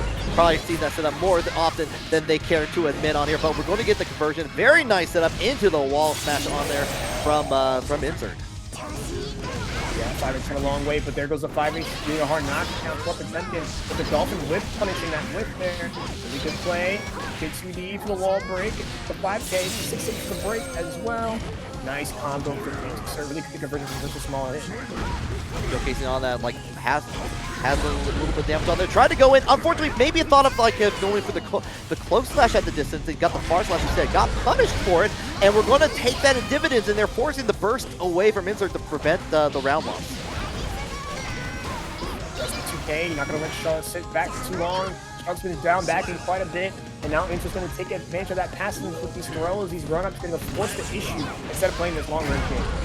See Totabunger in the chat cheering on the fellow May on there. Shout out to your victory on TNS earlier in the week. 6K for the wall break. Tons of damage already, despite not even 10 seconds in. Good throw to call up the Hammerfall. Now we're setting up a bit of a throw bait there, and now gets an actual throw with the fake Dolphin. Hold it down. Oh, this time, yeah, the Heavenly Potemkin Buster going to get in the way, but we're going to head with the fast RC conversion here. Going to keep it up. Tried and true into the split, into the throw. One more setup. The backdash was beautiful from Charlotte. Really good backdash, barely avoiding the active frames of that close slash, difficult close slash and backdash out of this huge hitbox. But it does come out, but nice conversion from the 2K, 2D, wall assault, but a bit of damage, but the positive bonus is really good for Make. It just ups so much of her game plan, but just very basic, very aggressive and impressive. 100 meter to work with. Shaw kind of forced to back off just to avoid getting hit. 60 getting called out by the 5H. Great starter there. Go ahead, get the counter hit on that. That should be it. If you don't drop this at the end there, go ahead with the 5H. You've earned it there. 2-1 now. Insert. Insert very close to completing the prophecy of yet another 3-1 set and another 3-1 victory in the same exact player matchup, by the way. Oh, it could very, very well happen here. But I don't know. Charlotte's been able to turn things on and off with the aggression, and they're really calling out some of those whiff punishes in there that from especially around start that we were seeing from Insert. So I wonder if we might buck the trend here in loser semifinals. Duel 1. Could very much be the case, but Charlotte out of the woods yet. From the 5H, the 2D. Already getting 50 burst out of her insert despite being the deflection to get away and you lose your pressure, but now the next hit you get is super good. You can get away from it. Straight on the 5H 2D. Oh, I love disjointed buttons. I love it so much here. We're going to go ahead. We're going to catch on a backdash from like Insert, going to be the heat tackle all the way into the corner here. Hammerfall right into the PRC cancel, Potemkin Buster. That's a round. No, it's not. One more interaction. We're actually going to get away here. Am I going to eat my words? Just needs one hit, almost got the chip out, but there we go, the tap dust. A risky play despite because he had no meter to convert with or keep himself safe with the buff. Needs to tap dust. Will work here or there to close out a round. And it does get canceling out there. We're going in. Another call out with the far slash. Trying to go in there. Insert's been going in for the throw quite a bit. This time Charlotte backdash and get the punish on there. Flicking back the beach ball right there. Going to do another setup here. We go all the way back in here. Another backdash where Charlotte is calling these out now. 100 to work with tap dust. 6H, comboing into a slide for a hard knockdown, but not enough. Charlotte has the burst here to make something happen. Nice cancel to the Dolphins to eat through the armor of the Hammerfall, but a wake up, flick that back. No thank you, no beach ball for you, and no game 4 win for you either, as we finally have our first game 5 of top 8. We've made it all the way. We've done it. We've counted to 5. We've counted all the way to 5 here in this top 8. We've seen 3. We've seen a lot of 4. We're getting to 5 here. May playing with fireworks at the very end there. The beach ball blowing up in her face with that flick. Yeah, highly flammable material that beach ball is made out of, apparently. Yeah, that's why they don't sell M80s to us anymore. Pot can flick beach ball Loki depending on how early the beach ball is. It's very specific. Honestly, I don't know exactly what setup it works on, what doesn't, but it is possible. As you can see, it's possible because it worked twice here for Charlotte. It's count for the 3K. Nice conversion on the RTC for insert in game 5, getting up to a strong start with a hard knockdown. Yeah, loving that start in there from the 5P on there anyway. We're going to go with the Yamato Fen on there afterwards. Slow slash to keep it positive and ready for the throw in there. We got the far slash into RC. We had the meter to make it happen, and that's a perfect for insert. Set point. Point for insert, and yeah, the confirmation is after throw. After insert, was kind of late. But then put that back on. So there we go. And with kind of pressure going, hard knockdown. There we go. Insert fighting back out. 2K2D. Playing back. And runs up for the 2K2D. Yeah, there we go. See, the beach ball there was too meaty for put the back to load. And this time we're trying to call out, waiting a little bit of time in there. Doesn't get anything on the backdash in there, but a little bit more cognizant of those. Yeah, insert not afraid at all to just run in with these 2K2D. Yeah, see, the beach balls, yeah, too meaty. This time the flip back doesn't really work out. Reset with the throw. Charlotte was scared of the meter. Back away from the overhead kiss. Really good starter here. And go in, we have the PRC to make it work here. Oh, you maybe thought because you were going to be in air, maybe get with the Heavenly Potemkin Buster, but no can do here. What an insane play by Charlotte. Almost worked out, but gets caught again by the sneaky throw. No, TG will be closing it out. You can't burst out of that until it's too late. Insert survives with a 3-2 victory and moves on to wins. And this is a yokai time. Duel 1. And now, friends are no longer friends because you gotta be moving on to grand finals of fight. Brownie will be insert starting off strong with the overhead kiss. Wall to salt takes 10 to the wall and get a wall break from a throw mid-screen. Catch it on there. There we go. 3 for 3 on that. We're going all the way. Another one. 4, 5 Behemoth Typhoons. Here comes the burst. Into the 100 meters for the burst. Gives him an opportunity to get right back into the set and does so with the full combo into the Yamada. So hard knockdown again.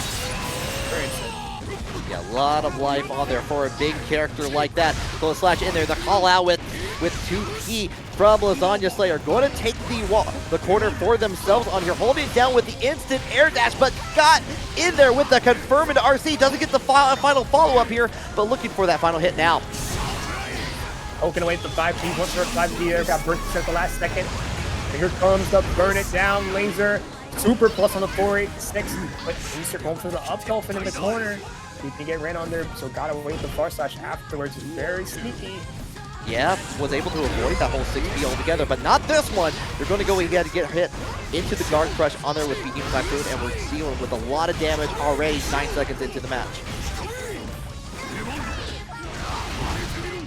Nice hit from the Design Slayer. Again, a full come from the counter at 2P, or 2P rather, into the full. Clean hit on the down with the system, hard knockdown applied, but a Nash from the insert understood that Goldlewis can't really run up immediately without being a little fake with it. Going for the reset on the throw. Goes out there, jumps out, but he's thrown anyway. Love the positioning on there after, and we got the confirm all the way into the corner. Use a little bit of that 5H, a little bit of extra damage. More similar setup here, but you're going to deal with a little bit of damage as the BRC comes back, and you're going to have to hold down against Thunderbird and the Coffin.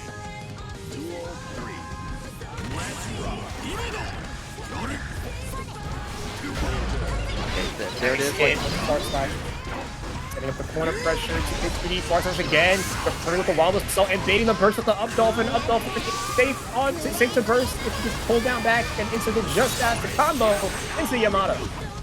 Really easy to do on that part here. We're already back into the overhead kiss. This should do it here to take the first match for Insert.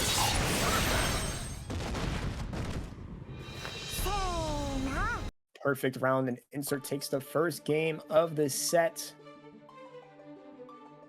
Whoa, that was close. Despite Insert storming through and surging in those last 2 rounds, it was a pretty close feeling game 1. But it's starting to feel a little better on defense, which was the name of that first set. So now if you can keep that good defense up against Lasagna Slayer, this could be a win for Insert.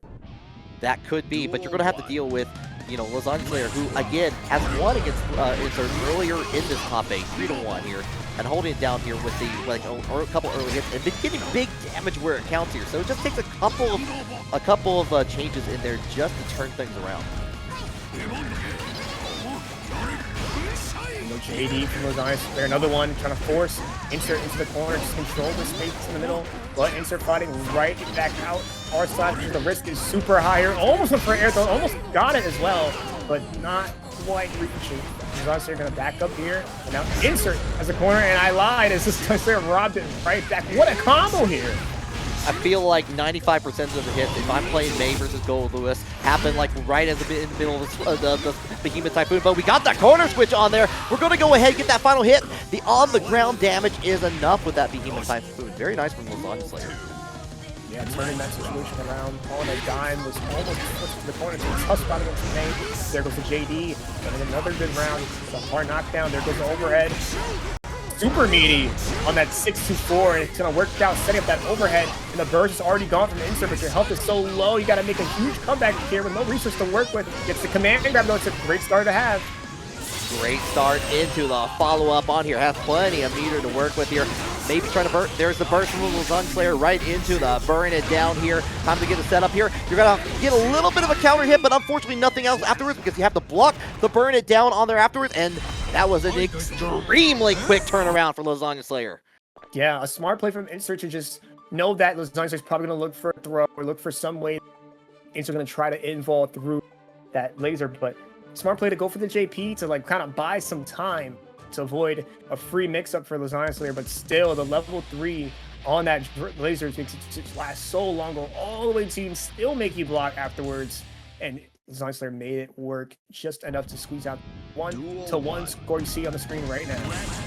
All right, as we go on, we're already approaching on here, checking out with 5P on there. Tried to use the far slash, but it was a little too high in there from the air dash. That time the counter hit from the S Dolphin. Enough time to go into the overhead kiss, go ahead and get nearly broken through the wall, but gets the burst away from Lasagna Slayer. Nice 2K for the wall break as well, flat rather. And now we get no hard knockdown, but that's a chunk of damage you've already done. The builds up 50 meter here, gets it with the overhead. Should be enough to kill here. And it is. Oh, Insert's playing like a honey badger right now. It's like, I'm not afraid of the big bad wolf here. I am going to just strike you down with a 5P and continue my. There we go. We're continuing up. We're going back to the corner like we own the place. Running up with reckless abandon, catching the run up with the far side as well, denying the drones to come back into the game. But Lasagna Slayer still forcing the issue, swinging away with the behemoths and just racking up the damage instantly back in this round, just like that. Just like that into the JD.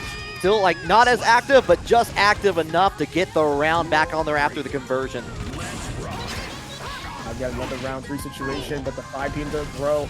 Insert non-stop pressure here. Nice conversion off the same side. Misses the conversion off the tumble state on the Dolphin. So now Lasagna Slayer gets another chance at life. Over gonna connect and catch the backdash. A little tough for me to backdash specifically out of the Behemoth Typhoon because her backdash is only 4 frames in ball, which is one of the least in the game. A little extra tough. Yeah, unfortunately, I think Insert was trying to get over to the other side, use the burn it down on that, was not able to do that, but we do get the corner, even with the 2K. Going to continue that up with the RC on there, nothing on the 5H, holding back, just waiting for a reaction. Jumping over the drone, but still forced to block it anyway. Lasagna Slayer just getting a really good space from the force that situation, but now Insert with the gold burst, going to try to build some meter. Her last second mix-up only needs one to connect. The late JP gets blocked, and the throw after should be able to kill the OTG, and it is S. Yeah, the 2S was the great option there, just to because no one's going to reach on there. Insert taking that, like going into going into the lead 2-1 there. 2-1 now. Insert now has the lead. Being very aggressive, like you said, in the neutral, just really understanding that Lasagna Slayer is afraid of the far slashes and 5Hs that just stuff the jump outs. Or jump ins rather with the JD and the jump backs with the unit typhoons. So much so that Lasagna Slayer's okay, I'm just gonna sit back and try to Duel 1.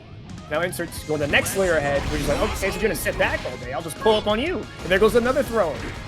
Yeah, we were seeing a lot of those throws in the first set in there, and this time, like, to the point where Lasagna Slayer was just breaking them all the time, if I'm recalling correctly on that. This time, now has, like, adjusted to that, and we're going in, it's working in dividends for Insert. Yamada-san coming out to play.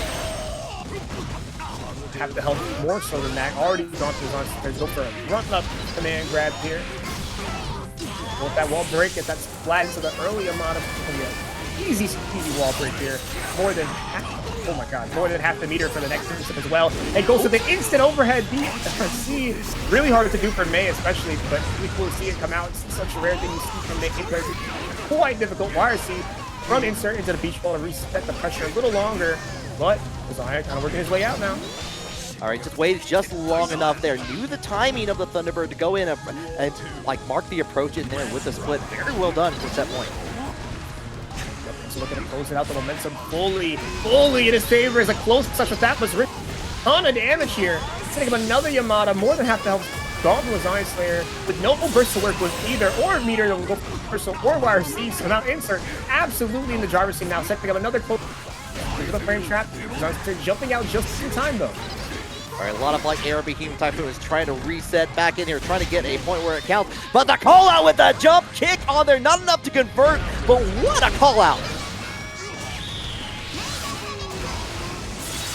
Oh no, Lasagna with a slip from health, but has full burst in meter and baits out the gold burst, faking out, fading away off of the split to bait it out and got a perfect to close out the set. 3 Grand finals here, continuing the Yokai team kill. Insert on the loser side, Joe Brownie on the winner side. Who is going to come out on top? Who's going to come out is the question indeed. I know we're all ready to see some Yokai team kills continue to happen as we get the insane burst based off of the JP from Joe Brownie. Starting off this first round, extremely hot. The burst and resources gone. From Insert now to deal with Jackal pressure and positive bonus. Not something I would put on my worst enemy to get the dash cancel into throw. A perfect round to start grand finals. Joe Brownie not cold at all after sitting for so long. Joe Brownie running out of the gate on a terror on there, like ready for it, but calls out the back, like of the throw with the backdash on your back into the neutral. We go. Servants coming out as we play a little bit of air hockey into the throw. What a conversion there to keep the side stop with the spike buzzing up there. And now we got a nice losing driver again. Insert not even able to touch Joe Brownie here so far. Only doing a little bit of damage. No wall break. But baits out the reversal. Oh, that is unfortunate, but no, nothing to finally hit it. Like one more opportunity here, and you do get a hit with the servant kick. The servant coming out to play for extra help on there. First one going to Joe Brownie. It's an absolutely dominant first game from Joe Brownie, all over the main matchup so far. I did peek a little bit at the chat earlier on in top 8, and when Joe Brownie is fighting S Gifto, Insert said, if S Gifto loses, I have a chance, which in process elimination means that Insert, if we're going against Joe Brownie, did not feel as confident, but now you got to deal with it anyway. And Joe Brownie already off to the lead. Yeah, Joe Brownie's looking for some lunch money right now, it looks like, from that first match. Needs those that 1378. Also, shout out to everybody who contributed to the match. Reno Cozy did a great job this week. Yeah, really appreciate that, helping to get the players paid out on here, just as we're seeing into our grand finals on here, canceling out the split, keep it on the same side with the jump. Jumpy forcing the burst from Joe Brownie. eating up those minions with the 5H, just bulldozing through in the way May can do, like no one else. And the Shark 6H is not going to kill, but Joe Brownie in a tough spot going into this next situation. Has a meter to work with here, and I love the call out with the shield in there, enough time in there. But you know what? You can't stop SeaWorld all the time. Not at all. The show must go on. The workers and Steelers are going to play 1 of 5H to start this next round. So much damage, and she can't even burst here yet. Can't even like deal with it, and goodbye that life bar so far. The RC coming out into the gold burst here, turning things around, and I like the horizontal trajectory with the S-Dolphin in there to avoid the Serpent altogether and to take the perfect. Insert answering back immediately. It was looking tough in that first game, but Insert already on top of that game to evening out this 1-to-1 here with some fantastic hits coming on those 5Hs all over the minions, not letting Joe Brownie set up anything at all. And if Jacko can't set up, probably not gonna win. Yeah, Insert was like, it's like, you saw me do aggressive last time. I can do aggressive. Let me show you aggression. Okay, they're already calling out set aggression with the 6B. They're running back with the minion, kind of a bait there. Almost got the burst as well. Some little walk back, but didn't commit just enough there. Nice minion shield this time to bait up the 5H, but Insert not gonna stop. I'm gonna keep 5H. You can't condition me. No conditioning allowed here. Faultless defense coming out into play. Has nothing to work with here. Gets away with the vertical dolphin on there, but still gets knocked away with the serpent. Yeah, Joe Brownie does not let Insert escape despite the movement. Despite these options, it's still not enough. One more straight jump. Trying to chip out here. No FD, no more meter on the side of Insert, and gets caught by the JD projectile, but before the minion can fully die out there. Oh, I know. That never feels good to get hit with like the final hit being JD from Jacko. Oh, but we got the jump. Speaking of JD. Okay. Right back at you. Tremendous amount of damage on there on the other side. Last third for Joe Brownie. It's a nice 5H counter hit, which is, you think is a fantastic starter, but it's not the best for Jacko. Still makes it work. Gets a nice throw. Tons of OTG damage with those minions stacked up. Nice minion recall to reset the situation. Gets some more damage with the close slash. Losing driver for the wall break as well, but now you're dealing with a game with 100 meters. And the burst still on top of that here, so has a lot of resources to deal with here. You just gotta be patient on here, like see what the approach is, and maybe like see if they can like see what they can do. Going with the service, sending him out here. We're going using that horizontal dolphin to thread the needle yet again, making sure that the servants go away as they're told. Oh, there goes the minion shield. Now the situation is just completely flipped, as he can't just bulldoze to the minions anymore. But Insert trying to just clean sweep over with the BRC. But just got whiffed under because Jack quite short on the ground. Got right under that 2P. And now Joe Brownie, just like that, is one game away from sending this all home. Bed rather. It's a little late over here. But it can be, I don't know. This set's been pretty back and forth. Each player has shown very dominant rounds in such a few amount of games already. Yeah, we definitely have seen Insert with the knowledge on how to deal with the servants and get through the patterns and play that aggressive game to where Jacko cannot begin anything. We're in the far slash early on. It looked like trying to meet up in the air-to-air. Got hit with the counter and stuck in the corner, and now we have Joe Brownie trying to bait out a button, see where they can get at. Nice 2S to go right under that JH when he jumped out.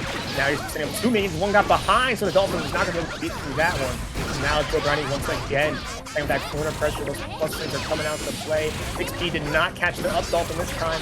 But again, just not letting Insert escape. You're back in the corner again. Back into the corner, another service just for bonus on here. One more time, you get that big hit. Tournament point for Joe Brownie. Absolute dominant offense from Joe Brownie. When those minions on the screen and Insert's on the defensive side, it's been impossible to stop. But Insert just needs that one strong counter in neutral to just completely flip this game around. So it's not over quite yet. These minion shield commands have been fantastic. Nice wait out, just barely outspacing the Dolphin. Yeah, it was actually a little bit of a trade on there on the jumping kick in there from Insert. Like, it really started all that, but now we got the 6P. Back in the corner you go, and here, May should get out with the vertical dolphin in here, but you still have to deal with this pressure from Joe Brownie.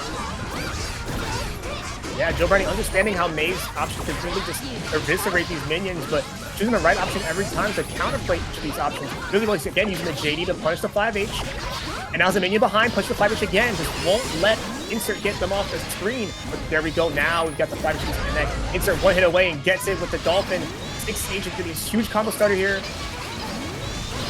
Enough time in there for the reset. Does get the confirm, but does not enough to break to splat the wall on the afterwards. Tried to backdash. Now you're having to deal with the servant mix-up, and that's going to be it with a tap dust from Joe Brownie, taking that a familiar story. 3-1. 3-1 is the name.